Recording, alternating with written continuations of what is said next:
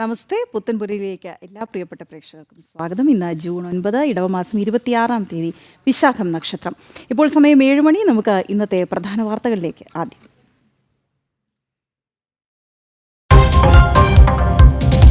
മൂന്നാം നരേന്ദ്രമോദി സർക്കാരിന് ഇന്ന് 1-ാം വാർഷികം. കടന്നുപോയത് ദേശീയതയിൽ വിട്ടുവീഴ്ചയില്ല എന്ന് തെളിയിക്കുന്ന ഒരു വർഷം. വഖഫ് ഭേദഗതി നിയമം, ഓപ്പറേഷൻ സിന്ദൂർ തുടങ്ങി ശക്തമായ നീക്കങ്ങളുമായി NDA സർക്കാർ.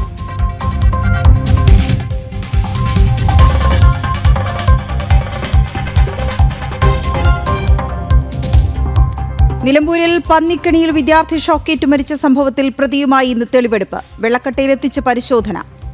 കൂടുതൽ തെളിവുകൾ ശേഖരിക്കാൻ അന്വേഷണ സംഘം.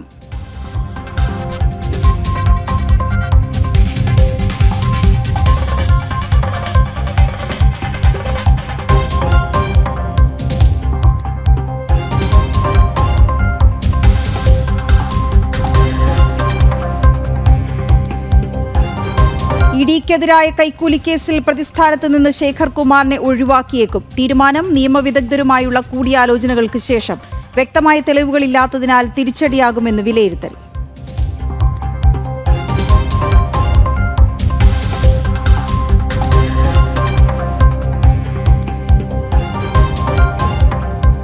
ശബരിമല സോളാർ പദ്ധതി തൃശങ്കുവിൽ. പഴക്കം ചെന്ന വൈദ്യുതി ലൈനുകൾ മാറ്റാതെ സോളാർ നിലയം സ്ഥാപിക്കാനാവില്ലെന്ന് KSEB. പ്രതിസന്ധിയിലായത് ദേവസ്വം ബോർഡിന് കോടികൾ ലാഭമാകേണ്ട പദ്ധതി.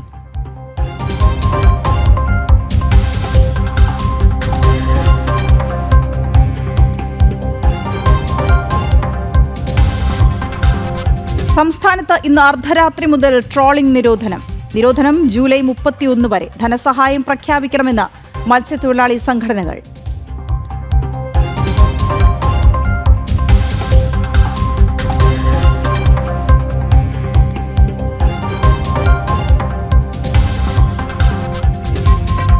അധ്യാപക നിയമന കോഴക്കേസിൽ തെളിവ് തേടി വിജിലൻസ്. അറസ്റ്റിലായ റിട്ടയർഡ് അധ്യാപകന്റെ ഫോൺ കോളുകൾ പരിശോധിക്കും. പ്രതിക്കായി ഇന്ന് കസ്റ്റഡി അപേക്ഷ നൽകും.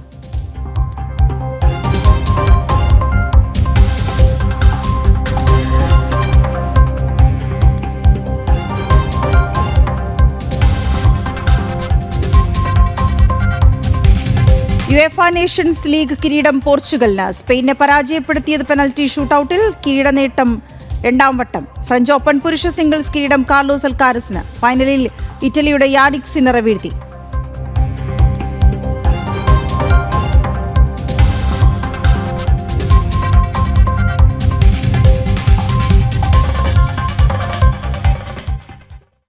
ഇന്നൊരു സുപ്രധാന ദിവസമാണ്. 3-ാം നരേന്ദ്രമോദി സർക്കാർ ഭരണത്തിലേറിയിട്ട് ഇന്നേക്ക് ഒരു വർഷം. സഖ്യകക്ഷി സർക്കാരാണെങ്കിലും ദേശീയതയിൽ വിട്ടുവീഴ്ചയില്ല എന്ന് തെളിയിക്കുന്നതായിരുന്നു കടന്നുപോയ ഒരു വർഷം. വഖഫ് ഭേദഗതി നിയമം, ഓപ്പറേഷൻ സിന്ദൂർ തുടങ്ങി ശക്തമായ നീക്കങ്ങൾ NDA സർക്കാരിൽ നിന്നുണ്ടായി. ആദായ നികുതി പരിധി 12 ലക്ഷമായി ഉയർത്തി. 70 വയസ്സ് കഴിഞ്ഞവർക്ക് സൗജന്യ ചികിത്സ തുടങ്ങി ജനകീയ പ്രഖ്യാപനങ്ങളും ഈ സർക്കാരിന്റെ കാലത്തുണ്ടായി. വാർഷികത്തോടനുബന്ധിച്ച് BJP ദേശീയ അധ്യക്ഷൻ JP നഡ്ഡ ഇന്ന് ഡൽഹിയിൽ മാധ്യമങ്ങളെ കാണും. നമുക്ക് വിശദാംശങ്ങളിലേക്ക് പോകാം. ഗൗതം അനന്തനാരായണൻ ചേരുന്ന വിവരങ്ങളുമായി. ഗൗതം, പിഴവുകളൊന്നുമില്ലാത്ത ഒരു വർഷമാണ് കടന്നുപോയിരിക്കുന്നത്. മാത്രമല്ല, ദേശീയതയിലൂന്നിയുള്ള പ്രവർത്തനങ്ങളിൽ ഏറ്റവും അങ്ങേയറ്റം രാജ്യത്തെ ജനങ്ങളെ ഒന്നിച്ചു ചേർത്ത് നിർത്താൻ കഴിഞ്ഞ ഒരു വർഷം. രാജ്യത്തിന് പുറത്ത് നമ്മുടെ രാജ്യത്തിൻ്റെ യശസ് ഉയർത്താൻ കഴിഞ്ഞ ഒരു വർഷം. സാമ്പത്തികമായി ഏറെ മുന്നേറാൻ കഴിഞ്ഞൊരു വർഷം. അങ്ങനെ പറഞ്ഞു വയ്ക്കാനാണെങ്കിൽ നേട്ടങ്ങൾ ഏറെയുണ്ട്. ഇന്ന് എങ്ങനെയാണത് ആഘോഷം?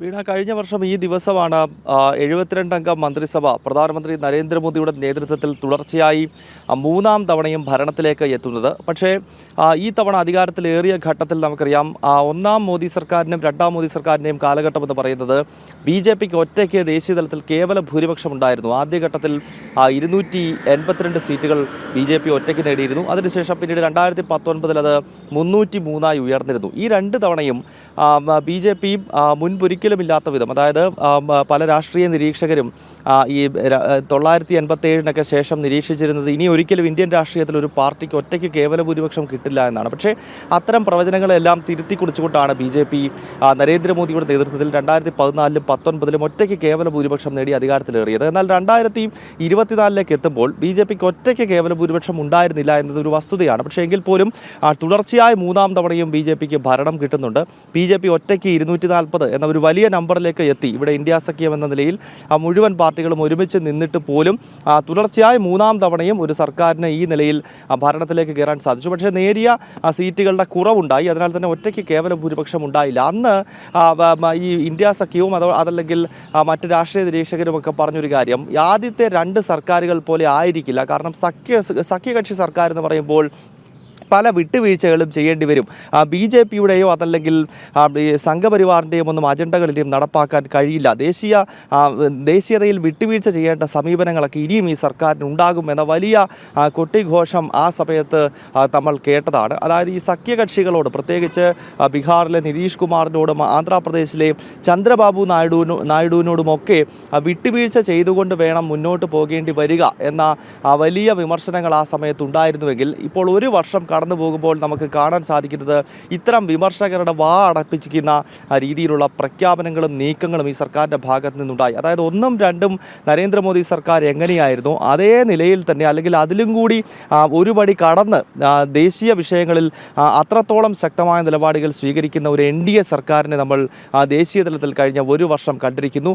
അതിൻ്റെ ഓരോ ഉദാഹരണങ്ങൾ നമുക്ക് കാണാം. അതിലേറ്റവും അവസാനത്തേതാണ് ഓപ്പറേഷൻ സിന്ദൂർ. ശത്രു രാജ്യത്തിന് ശക്തമായ താക്കീത് നൽകിക്കൊണ്ടുള്ള വലിയ തിരിച്ചടി നമ്മൾ അതിർത്തിയിൽ ഉൾപ്പെടെ നൽകുന്നു. അതായത് രാജ്യത്തിൻ്റെ പരമാധികാരത്തെ ആരെങ്കിലും വെല്ലുവിളിക്കുകയോ ചോദ്യം ചെയ്യുകയോ ചെയ്തു കഴിഞ്ഞാൽ അതിന് കനത്ത പ്രഹരമുണ്ടാകും, അല്ലെങ്കിൽ കനത്ത തിരിച്ചടിയാകും ഏറ്റുവാങ്ങേണ്ടി വരിക എന്ന കൃത്യമായ സന്ദേശം നൽകിക്കൊണ്ടാണ് ഓപ്പറേഷൻ സിന്ദൂർ വളരെ വിജയകരമായി നടത്തിയത്. പിന്നീട് അതിനെപ്പറ്റി വിദേശ രാജ്യങ്ങളിൽ ഉൾപ്പെടെ പോയി വിശദീകരിക്കുന്നു. അത്തരത്തിൽ നയതന്ത്ര തലത്തിലും സൈനിക തലത്തിലുമെല്ലാം കൃത്യമായി എങ്ങനെയാണ് ഒരു ശത്രുവിനെ നേരിടേണ്ടത് എന്നതിൻ്റെ ഏറ്റവും പ്രത്യക്ഷ ഉദാഹരണമായി ഓപ്പറേഷൻ സിന്ദൂർ മാറുകയാണ്. മാത്രമല്ല തഹാവൂർ റാണയെ പോലെയുള്ള കൊടും കുറ്റവാളികളെ, പ്രത്യേകിച്ച് UPA സർക്കാരിൻ്റെ കാലത്ത് നടന്ന 2008 മുംബൈ ഭീകരാക്രമണത്തിൻ്റെ ഏറ്റവും പ്രധാനപ്പെട്ട സൂത്രധാരൻ, അന്ന് മുതൽ തന്നെ തഹാവൂർ റാണയെ വിട്ടുകിട്ടണം എന്നൊക്കെ ഭാരതം ആവശ്യപ്പെടുന്നുണ്ടായിരുന്നുവെങ്കിലും 3ാം നരേന്ദ്രമോദി സർക്കാരിൻ്റെ കാലത്ത് തഹാവൂർ റാണയെ അമേരിക്കയിൽ നിന്നും ഇന്ത്യയിൽ എത്തിക്കുവാനും അയാളെ വിശദമായി ചോദ്യം ചെയ്യുന്നതിലൂടെ ഈ ഓപ്പറേഷൻ സിന്ദൂരിൽ തന്നെ അത്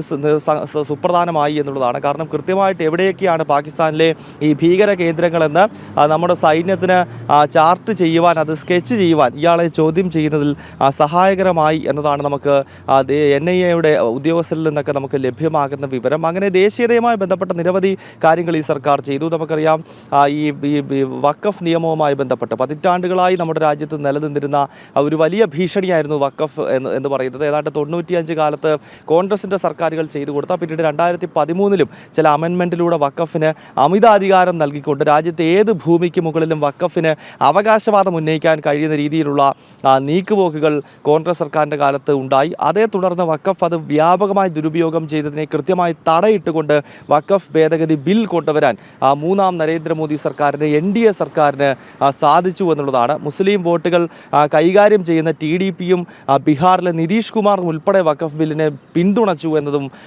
പ്രതിപക്ഷത്തിൻ്റെ നാവടപ്പിക്കുന്നതായിരുന്നു. അല്ലെങ്കിൽ പ്രതിപക്ഷ പാർട്ടികളെ സംബന്ധിച്ചിടത്തോളം അത് അവർക്ക് ചിന്തിക്കാവുന്നതിനും അപ്പുറത്തുള്ള ഒരു വലിയ സ്ട്രാറ്റജിയായി NDAയുടെ ഭാഗത്ത് നിന്നുണ്ടായി. ഇത് നമ്മളിപ്പോൾ പറഞ്ഞത് ദേശീയതയുമായി ബന്ധപ്പെട്ട്, അല്ലെങ്കിൽ രാഷ്ട്രത്തിൻ്റെ പരമാധികാരത്തെ സംരക്ഷിക്കുന്നതുമായി ബന്ധപ്പെട്ട് ഈ സർക്കാർ എടുത്ത തീരുമാനങ്ങളാണ്. ഇത് കൂടാതെ മറ്റ് വിഷയങ്ങൾ, വികസന കാഴ്ചപ്പാടിലേക്ക് വന്നു കഴിഞ്ഞാൽ ആദായ നികുതി പരിധി എന്നത് 12 ലക്ഷമായി ഉയർത്തുക എന്ന് പറയുന്നത് പ്രത്യേകിച്ച് മിഡിൽ ക്ലാസ്സിനെ സംബന്ധിച്ചിടത്തോളം അവർക്ക് വലിയ ആശ്വാസം പകരുന്നൊരു പ്രഖ്യാപനമാണ്. 3ാം നരേന്ദ്രമോദി സർക്കാരിൻ്റെ ആദ്യത്തെ സമ്പൂർണ്ണ ബജറ്റ് ഈ വർഷം ആദ്യം ഫെബ്രുവരി മാസത്തിൽ നിർമ്മല സീതാരാമൻ അവതരിപ്പിക്കുമ്പോൾ അതിലെ ഏറ്റവും പ്രധാനപ്പെട്ട ഘടകം എന്ന് പറയുന്നത് ആദായ നികുതി പരിധി 12 ലക്ഷമായി ഉയർത്തിക്കൊണ്ടുള്ളൊരു വലിയ പ്രഖ്യാപനം.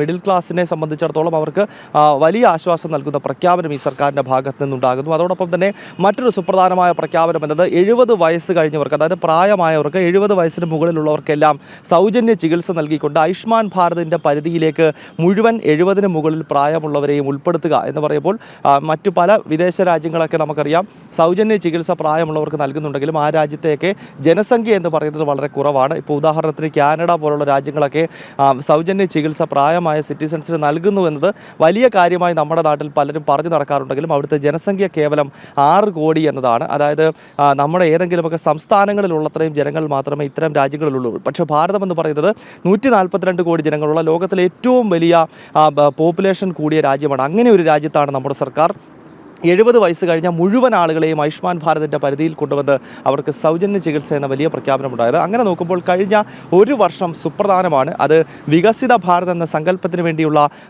പുതിയ ചുവടുവെപ്പുകൾ സർക്കാരിൻ്റെ ഭാഗത്തു നിന്നുണ്ടായി. ഒപ്പം ദേശീയതയിലും ഹിന്ദുത്വ രാഷ്ട്രീയത്തിലും ഒരു തരത്തിലുമുള്ള വിട്ടുവീഴ്ചയില്ല. അത് NDA സർക്കാരാണെങ്കിലും മോദി ഒറ്റയ്ക്ക് ഭരിക്കുന്ന സർക്കാരാണെങ്കിലും ഞങ്ങളുടെ നയം ഇതാണ് എന്ന് കൃത്യമായി അടിവരയിട്ട് ശത്രുവിനെ ധരിപ്പിക്കുന്ന രീതിയിലുള്ള പ്രഖ്യാപനങ്ങളും നീക്കങ്ങളും ഈ സർക്കാരിൻ്റെ കാലത്ത് നിന്ന് ഉണ്ടായിട്ടുണ്ട്. വീണ, അതേസമയം ഇന്ന് JP നദ്ദ മാധ്യമങ്ങളെ കാണുന്നുണ്ട് ഗൗതം. ഒപ്പം ഏത് തരത്തിൽ ആഘോഷിക്കാൻ, ഇതൊരു ചെറിയ ആഘോഷമല്ലാത്തത് കൊണ്ട് തന്നെ ഏത് തരത്തിൽ ആഘോഷിക്കാനുള്ള പ്ലാൻ ഉണ്ട് എന്ന് മാത്രമല്ല, ഓരോ വാർഷികത്തിനും നമ്മൾ പ്രതീക്ഷിക്കുന്ന കുറേ പ്രഖ്യാപനങ്ങൾ കൂടിയുണ്ട്. അത് തീർച്ചയായും ഓരോ വർഷവും മോദി സർക്കാർ ഉറപ്പു നൽകുന്ന കാര്യങ്ങൾ കൂടിയാണ്. എങ്ങനെ രാജ്യത്തെ ജനങ്ങളെ ചേർത്ത് നിർത്താൻ ശ്രമിക്കും ഈ വരുന്ന ഒരു വർഷം കൂടി എന്നതും നോക്കിയിരിക്കുന്ന കാര്യമാണ്. ആഘോഷങ്ങളൊക്കെ എങ്ങനെയായിരിക്കും?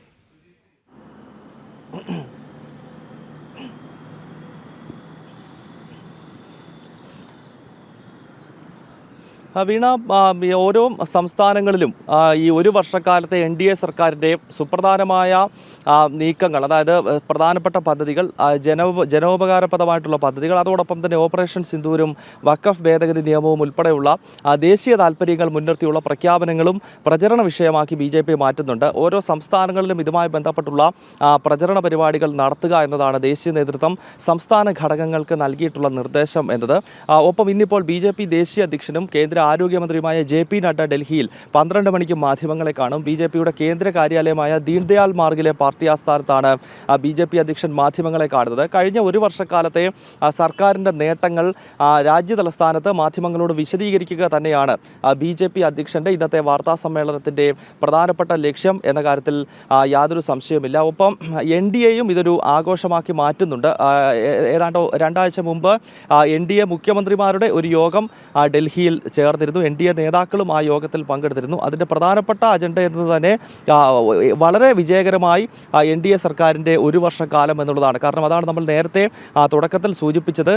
ഈ സർക്കാർ അധികാരത്തിലേറുന്ന ഘട്ടത്തിൽ പലരും പറഞ്ഞിരുന്നത്, പ്രത്യേകിച്ച് ഇന്ത്യ സഖ്യത്തിലെയുമൊക്കെയുള്ള പല രാഷ്ട്രീയ കക്ഷികളും പറഞ്ഞത് ഇതൊരു അവിയൽ പരുവത്തിലുള്ള സർക്കാരാകുമെന്നുള്ളതാണ്. അതായത് BJPക്ക് അവരുടെ പ്രഖ്യാപിതമായ നയങ്ങൾ നടപ്പാക്കാൻ കഴിയില്ലെന്നും അല്ലെങ്കിൽ ദേശീയതയുമായി ബന്ധപ്പെട്ടുള്ള നരേന്ദ്രമോദി സർക്കാരിൻ്റെ മുൻപത്തെ 2 ടേമിലുമുള്ളത്രയും തീവ്രമായ നടപടികൾ ഉണ്ടാകത്തില്ലെന്നുള്ള വലിയ പ്രചരണം പ്രതിപക്ഷ പാർട്ടികളും ഒരു വിഭാഗം രാഷ്ട്രീയ നിരീക്ഷകരും ഒക്കെ നടത്തിയിരുന്നു. പക്ഷേ ഒരു വർഷം കടന്നു പോകുമ്പോഴേക്കും NDA സർക്കാർ മികച്ച രീതിയിൽ, അതിൽ ഒരു തരത്തിലുമുള്ള അഭിപ്രായ വ്യത്യാസങ്ങൾ ഇല്ലാതെ ഒരു വർഷക്കാലം മുന്നോട്ട് പോയി എന്ന് പറയുന്നത് സഖ്യ സർക്കാരിനെ എങ്ങനെയാണ് കൈകാര്യം ചെയ്യേണ്ടത് എന്നത് ഇന്ത്യൻ രാഷ്ട്രീയത്തിന് നരേന്ദ്രമോദി സർക്കാർ ഒരു പാഠമായി മുന്നിൽ നിൽക്കുകയാണ്. കാരണം പലപ്പോഴും സഖ്യ സർക്കാരുകൾ വരുമ്പോൾ അത് ദേശീയ തലത്തിൽ മാത്രമല്ല സംസ്ഥാനത്താണെങ്കിൽ പോലും നമുക്കറിയാം ഈ വിവിധ പാർട്ടികൾ ചേർന്നുകൊണ്ട് സർക്കാർ ഉണ്ടാകുന്ന ഘട്ടത്തിൽ അതിൽ അഭിപ്രായ ഭിന്നതകൾ സ്വാഭാവികമായിട്ടും ഉണ്ടാകും. കാരണം പല പാർട്ടികൾക്ക് പല നിലപാടുകൾ ഉണ്ടാകും, വിവിധ വിഷയങ്ങളിൽ വ്യത്യസ്ത അഭിപ്രായങ്ങൾ ഉണ്ടാകും. അങ്ങനെ പൊട്ടിത്തെറികളും രാജിയും ഒക്കെയായി വലിയ പ്രതിസന്ധികൾ സ്വാഭാവികമായും രൂപപ്പെടുന്നതാണ്. ഇന്ത്യൻ രാഷ്ട്രീയത്തിൽ നമ്മൾ 947 മുതൽ ഇതിൽ കണ്ടുവരുന്നതാണ്. പക്ഷേ കഴിഞ്ഞ ഒരു വർഷത്തിനിടയിൽ ഈ സർക്കാരിൻ്റെ ഭാഗമായി നിൽക്കുന്ന ഒരു ഘടകകക്ഷിക്കും സർക്കാർ എടുക്കുന്ന നിലപാടിൽ വ്യത്യസ്ത അഭിപ്രായമോ അല്ലെങ്കിൽ സർക്കാരിനോട് ഏതെങ്കിലും രീതിയിലുള്ളൊരു പ്രതിഷേധമോ ഉണ്ടാകുന്നില്ല. അത്തരത്തിലുള്ള പൊട്ടിത്തെറികളുടെ വാർത്ത പോലും ഇല്ലാതെ, അതൊരു പക്ഷേ ഇന്ത്യയുടെ രാഷ്ട്രീയ ചരിത്രത്തിൽ തന്നെ ഒരു പുതിയ സംഭവമാണ്. ഒരു സഖ്യ സർക്കാരിനെയും എങ്ങനെയാണ് വളരെ മനോഹരമായി മുന്നോട്ട് കൊണ്ടുപോകേണ്ടത്, എല്ലാവരെയും എങ്ങനെയാണ് അക്കോമഡേറ്റ് ചെയ്യേണ്ടത് എന്നത് ഒരു രാഷ്ട്രീയ വിദ്യാർത്ഥികൾക്ക് മുന്നിൽ ഒരു പാഠമായി കൂടി ഈ NDA സർക്കാരിൻ്റെ കടന്നു പോകുന്ന ഒരു വർഷം മാറുന്നു എന്നുള്ളതാണ്. അതിനാൽ ഇതെല്ലാം കൃത്യമായ മാധ്യമങ്ങൾക്ക് മുന്നിൽ ഈ നേട്ടങ്ങൾ ബ്രീഫ് ചെയ്യുക എന്ന ലക്ഷ്യത്തോടെയാണ് ഇന്നിപ്പോൾ BJP ദേശീയ അധ്യക്ഷൻ 12 മണിക്ക് ദീൻദയാൽ മാർഗിലെ പാർട്ടി ആസ്ഥാനത്ത് മാധ്യമങ്ങളെ കാണുന്നത്. വീണ, ഓക്കെ, ശരി ഗൗതം, അത് കാത്തിരിക്കുന്നു. നമുക്കിനി മറ്റ് പ്രധാനപ്പെട്ട വാർത്തകളിലേക്ക് പോയാൽ, പെഹൽഗാം ഭീകരാക്രമണവും ഓപ്പറേഷൻ സിന്ദൂറും സംബന്ധിച്ച് സത്യം എന്താണെന്ന് ലോകം മുഴുവൻ മനസ്സിലാക്കിയെന്ന് ശശി തരൂർ. പാക് ഭീകരത ലോകരാജ്യങ്ങളെ ബോധ്യപ്പെടുത്താൻ ശശി തരൂർ നയിച്ച പ്രതിനിധി സംഘം ദൗത്യം പൂർത്തിയാക്കിയ വേളയിലാണ് തരൂരിന്റെ പരാമർശം. 100 ജന്മം ജനിച്ചാലും തന്റെ രാജ്യത്തെ സ്നേഹിക്കുമെന്ന ആത്മാഭിമാനത്തോടെ കുറിപ്പും എക്സിൽ പങ്കുവച്ചാണ് ശശി തരൂർ ദൗത്യം പൂർത്തിയാക്കിയത്. ഐസൻ ജോസ് ചേരുന്ന വിവരങ്ങളുമായി. ഐസൻ, അതൊരു വലിയ ശുഭപ്രതീക്ഷയാണ്. ഈ സംഘത്തിന് ലോകരാജ്യങ്ങളോട് എന്താണ് സംഭവിച്ചത് എന്ന് വ്യക്തമാക്കാൻ കഴിഞ്ഞിരിക്കുന്നു. പാകിസ്ഥാന്റെ ഭീകരമുഖം തുറന്നു കാട്ടാൻ സഹായിച്ചിരിക്കുന്നു. ഈ കാര്യങ്ങളെല്ലാം വളരെ ദൗത്യം പൂർത്തിയാക്കി സന്തോഷത്തോടെ തിരിച്ചെത്തുന്ന തരത്തിൽ തന്നെയാണ് തരൂരിന്റെ പരാമർശം. അദ്ദേഹം പങ്കുവയ്ക്കുന്ന പോസ്റ്റിൽ നിന്നുമൊക്കെ എന്താണ് നമുക്ക് മനസ്സിലാക്കാൻ കഴിയുന്നത്? തീർച്ചയായും വീണ, അദ്ദേഹം പങ്കുവയ്ക്കുന്ന പോസ്റ്റിൽ നിന്നും നമുക്ക് മനസ്സിലാക്കാൻ സാധിക്കുന്നത് ആത്മാഭിമാനത്തോടെ താൻ ഒരു രാജ്യസ്നേഹിയായി തുടരുമെന്നൊരു മറുപടിയുണ്ട്. അതിന് കൃത്യമായ രാഷ്ട്രീയ മാനങ്ങളുണ്ട് എന്ന് നമുക്ക് മനസ്സിലാക്കാൻ സാധിക്കുന്നുണ്ട്. നമുക്കറിയാവുന്നതാണ് രാഹുലുമായുള്ള പ്രശ്നങ്ങൾ, അത്തരത്തിലുള്ള അദ്ദേഹത്തിന്റെ പരാമർശങ്ങൾക്ക് നൽകിയ മറുപടി, ഈ വിഷയങ്ങളെല്ലാം തന്നെ അതിൽ ഉൾക്കൊള്ളുന്നുണ്ട് എന്നാണ് മനസ്സിലാക്കാൻ സാധിക്കുന്നത്. അങ്ങനെ അത് വായിച്ചെടുക്കാൻ സാധിക്കുന്നുമുണ്ട്. മറ്റൊരു സുപ്രധാന ഘടകം അദ്ദേഹം വളരെ ഭംഗിയായി പറഞ്ഞത് ലോകരാഷ്ട്രങ്ങൾക്ക് എന്താണ് ഭാരതം മുന്നോട്ട് വെച്ച വിഷയമെന്ന് ബോധ്യപ്പെട്ടു എന്നാണ്. അതായത് ഈ പഹൽഗാം ഭീകരാക്രമണവുമായി ബന്ധപ്പെട്ടും അതിനെ തുടർന്നുണ്ടായ ഓപ്പറേഷൻ സിന്ധൂറുമായും അതുപോലെ തന്നെ ഭീകരർക്കെതിരായ സൈനിക നടപടികളും വളരെ കാര്യക്ഷമമായി ഭാരതം നടത്തുകയും അത് കൃത്യമായി ബോധ്യപ്പെടുകയും ചെയ്തു എന്നും അദ്ദേഹം പറയുകയുണ്ടായി. പല വിജയ ഘടകങ്ങളും ഈ യാത്രയുമായി ബന്ധപ്പെട്ട് നിരീക്ഷിക്കുമ്പോൾ, ഇന്ന് യാത്ര അവസാനിപ്പിച്ച് യാത്ര പൂർത്തിയാക്കി, ദൗത്യം പൂർത്തിയാക്കി അദ്ദേഹം തിരിച്ചു വരുമ്പോൾ നമുക്ക് കാണാൻ സാധിക്കുന്നുണ്ട്. കൊളംബിയൻ സർക്കാരുമായുള്ള ഒരു വിഷയമുണ്ടായിരുന്നു. അതായത് പഹൽഗാമിൽ കൊല്ലപ്പെട്ട ഭീകരർക്ക് അനുശോചനം അറിയിച്ച നിലപാടിനെ അതിശക്തമായി എതിർക്കുകയും ഭീകരതയെ കയറ്റി അയക്കുന്നവരും ഭീകരതയെ പ്രതിരോധിക്കുന്നവരും തമ്മിലുള്ള വ്യത്യാസം തിരിച്ചറിയണമെന്ന് കൊളംബിയൻ സർക്കാരിനെ ബോധ്യപ്പെടുത്തുകയും ആ പരാമർശം പിൻവലിക്കുകയും ചെയ്തു എന്നതാണ് ഏറ്റവും സുപ്രധാനമായ ഘടകം. മറ്റൊരു പ്രധാന വിഷയം അമേരിക്കയുമായി ബന്ധപ്പെട്ടതാണ്. അമേരിക്ക ഈ വിഷയത്തിൽ മധ്യവർത്തിയായിരുന്നു അല്ലെങ്കിൽ ഇടനിലക്കാരനായി എന്ന വാർത്തകൾ തെറ്റായി പ്രചരിച്ചതിനെതിരെ കൃത്യമായൊരു നിലപാട് അദ്ദേഹം പറയുകയും ചെയ്തിരുന്നു. അതായത് ഭാരതത്തിന്റെ നിലപാട് ഭീകരതയ്ക്കെതിരാണ്.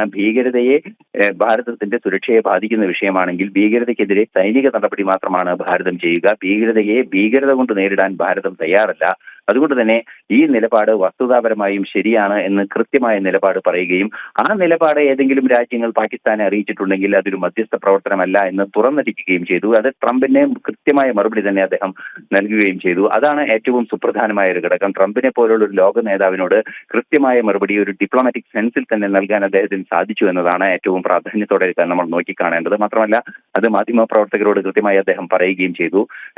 ട്രംപിന് കീഴടങ്ങി എന്ന രീതിയിലുള്ള അല്ലെങ്കിൽ ആ രീതിയിലുള്ള ചില വ്യാഖ്യാനങ്ങളെല്ലാം തന്നെ പൂർണ്ണമായും തള്ളിക്കളയുന്ന ഒരു നിലപാടായിരുന്നു അദ്ദേഹത്തിൻ്റെത്. 5 രാഷ്ട്രങ്ങൾ അദ്ദേഹം സന്ദർശിക്കുകയും ചെയ്തു. 5 രാഷ്ട്രങ്ങൾ സന്ദർശിച്ചതിന് ശേഷം കുറിപ്പ്, അദ്ദേഹത്തിന്റെ എക്സിലെ കുറിപ്പ്, ഏറ്റവും മനോഹരമായ ഒരു കുറിപ്പ്, ഹിന്ദിയിലാണ് അദ്ദേഹം ആ കുറിപ്പ് എഴുതിയിരിക്കുന്നത്. ഈ രാജ്യത്തെ ഞാൻ 100 ജന്മം ജനിച്ചാലും സ്നേഹിക്കുക തന്നെ ചെയ്യുമെന്ന് വളരെ കൃത്യമായി അദ്ദേഹം തന്റെ കുറിപ്പിൽ പറയുന്നു. കൃത്യമായും രാജ്യസ്നേഹിയായ ആത്മാഭിമാന ബോധമുള്ള ഒരു ഡിപ്ലോമാറ്റിന്റെ വാക്കുകളും അതുപോലെ തന്നെ ആത്മാഭിമാന ബോധമുള്ള ഒരു സ്റ്റേറ്റ്സ്മാന്റെ വാക്കുകളും നമുക്കതിൽ വായിച്ചെടുക്കാൻ സാധിക്കുന്നുണ്ട്. തീർച്ചയായും ഈ 5 രാഷ്ട്രങ്ങളും ഭാരതത്തെ സംബന്ധിച്ചിടത്തോളം ഏറ്റവും സുപ്രധാനമായ നയപരമായ ബന്ധങ്ങളുള്ള രാജ്യങ്ങളാണ്. ഈ ബന്ധങ്ങളെല്ലാം തന്നെ അതിശക്തമായി ഊട്ടിയുറപ്പിക്കുന്നതിനും അതുപോലെ തന്നെ ലോകത്തിനെ കാര്യങ്ങൾ ബോധ്യപ്പെടുന്നതിനും പ്രയോജനപ്പെട്ട ഏറ്റവും സുപ്രധാനമായ ഒരു ഡെലിഗേഷനായി ശശി തരൂരിന്റെ ഡെലിഗേഷൻ മാറുകയാണ് എന്നാണ് മനസ്സിലാക്കാൻ സാധിക്കുന്നത്. ശരി ഐസൻ, നമ്മൾ ഇനി ഒരു ഇടവേളയിലേക്ക് പോവുകയാണ്. ഇടവേളയ്ക്ക് ശേഷം നമുക്ക് നോക്കാം. സംസ്ഥാനം വറുതിയിലേക്ക് പോവുകയാണ്. മത്സ്യത്തൊഴിലാളികൾ വറുതിയിലേക്ക് പോവുകയാണ്. ട്രോളിംഗ് നിരോധനം വരാൻ പോവുകയാണ്. അവരെ എത്ര കണ്ട് സംസ്ഥാനം താങ്ങിയിട്ടുണ്ട് എന്ന് ചോദിച്ചാൽ നല്ല താങ്ങു കൊടുത്തു എന്ന് മാത്രമേ പറയാൻ പറ്റുള്ളൂ ലോക്കൽ ഭാഷയിൽ. സംസ്ഥാനത്ത് ഇന്നു മുതൽ ട്രോളിംഗ് നിരോധനം നിലവിൽ വരികയാണ്. ജൂലൈ 31 വരെയാണ് കേരള തീരത്ത് മത്സ്യബന്ധനത്തിന് വിലക്ക് ഏർപ്പെടുത്തിയത്. ഉൾക്കടലിൽ മീൻ പിടിക്കാൻ പോകരുത്. അന്യസംസ്ഥാന ബോട്ടുകൾ ട്രോളിംഗ് നിരോധനത്തിന് മുൻപ് തന്നെ കേരള തീരം വിട്ടുപോകുന്നുവെന്ന് ജില്ലാ കളക്ടർമാർ ഉറപ്പുവരുത്തണമെന്നൊക്കെ മന്ത്രിയുടെ നിർദ്ദേശം ഉണ്ട്. വിനീഷ് ചേരുന്നു വിവരങ്ങളുമായി. വിനീഷ്, ഇന്നു മുതൽ ട്രോളിംഗ് നിരോധനത്തിലേക്ക് പോകുന്നത് എല്ലാ കാലഘട്ടത്തിലും ഉള്ളതാണ്. പക്ഷേ മത്സ്യത്തൊഴിലാളികൾ വറുതിയിലേക്ക് പോകുന്നു എന്ന കാര്യം കൂടിയുണ്ട്. എന്തായാലും എന്തൊക്കെ വിവരങ്ങളാണ് അവർക്ക് നൽകിയിരിക്കുന്നത്? ജൂലൈ 31 വരെയാണ്, ഇന്നു മുതൽ ജൂലൈ 31 വരെയാണ് ട്രോളിംഗ് നിരോധനം. ഏകദേശം 52 ദിവസത്തെ ട്രോളിംഗ്. ഇനിയുള്ള കാലഘട്ടം മത്സ്യത്തൊഴിലാളികൾ അവർ വറുതിയിലേക്ക് നീങ്ങുകയാണോ അല്ലെങ്കിൽ സർക്കാർ അവർക്ക് കൈത്താങ്ങാകുമോ എന്നതൊക്കെ നോക്കിക്കാണേണ്ട ഒരു സാഹചര്യമാണ്. മുൻകാലങ്ങളൊക്കെ വിലയിരുത്തുമ്പോൾ മത്സ്യത്തൊഴിലാളികൾക്ക് എന്നും വറുതിയുടെ കാലഘട്ടമാണ് ഈ ട്രോളിംഗ് എന്ന് പറയുമ്പോൾ. എന്തായിരുന്നാലും ഞാനിപ്പോൾ നിൽക്കുന്നത് ശംഖുമുഖം തീരത്താണ്. ഇവിടെ എന്നോടൊപ്പം കുറച്ച് മത്സ്യത്തൊഴിലാളികളുമുണ്ട്. എന്തായിരുന്നാലും വലിയ രീതിയിലുള്ള ഒരു ആശങ്കയിൽ തന്നെയാണ് മത്സ്യത്തൊഴിലാളികൾ ഇപ്പോഴും ഉള്ളത് എന്നാണ് നമുക്ക് മനസ്സിലാക്കാൻ സാധിക്കുന്നത്. മത്സ്യത്തൊഴിലാളി ഫെഡറേഷൻ, സ്വതന്ത്ര മത്സ്യത്തൊഴിലാളി ഫെഡറേഷൻ സംസ്ഥാന അധ്യക്ഷൻ പി സ്റ്റെല്ലസ് നമ്മോടൊപ്പം ചേരുകയാണ്. കഴിഞ്ഞ കാലഘട്ടങ്ങളിൽ നമ്മൾ പരിശോധിക്കുമ്പോൾ, പ്രത്യേകിച്ച് പൊതുവെ ട്രോളിംഗ് നിരോധനം ആരംഭിക്കുമ്പോൾ പറയുന്നത് മത്സ്യത്തൊഴിലാളികൾ വറുതിയുടെ കാലഘട്ടത്തിലേക്ക് നീങ്ങുന്നുവെന്ന്. പക്ഷേ സർക്കാരിൻ്റെ പ്രഖ്യാപനം ഇത്തരത്തിലാണ്. നിങ്ങൾക്ക് റേഷനുകൾ എത്തിക്കുന്നുണ്ട്, കൃത്യമായ നിങ്ങളുടെ ജീവിത സാഹചര്യങ്ങളെ അതേ കണക്ക് മുൻകാലങ്ങളിൽ എങ്ങനെയായിരുന്നു അതിന് സമാനമായ രീതിയിൽ മുന്നോട്ട് കൊണ്ടുപോകാൻ സർക്കാർ കൈത്താങ്ങാകുന്നു എന്നാണ് സർക്കാർ പറയുന്നത്. നിങ്ങളുടെ അനുഭവം എന്താണ്? ഒരു കാരണവശാലും സർക്കാർ പറയുന്നത് അംഗീകരിക്കാൻ കഴിയില്ല. കാരണം ഈ ട്രോളിംഗ് നിരോധനം തന്നെ അശാസ്ത്രീയമാണ്. ട്രോളിംഗ് നിരോധന കാലത്ത് കപ്പൽ വള്ളങ്ങളെ നിരോധിക്കണമെന്നുള്ളതാണ് സുപ്രീം കോടതിയുടെ നിയമം. അത് 2007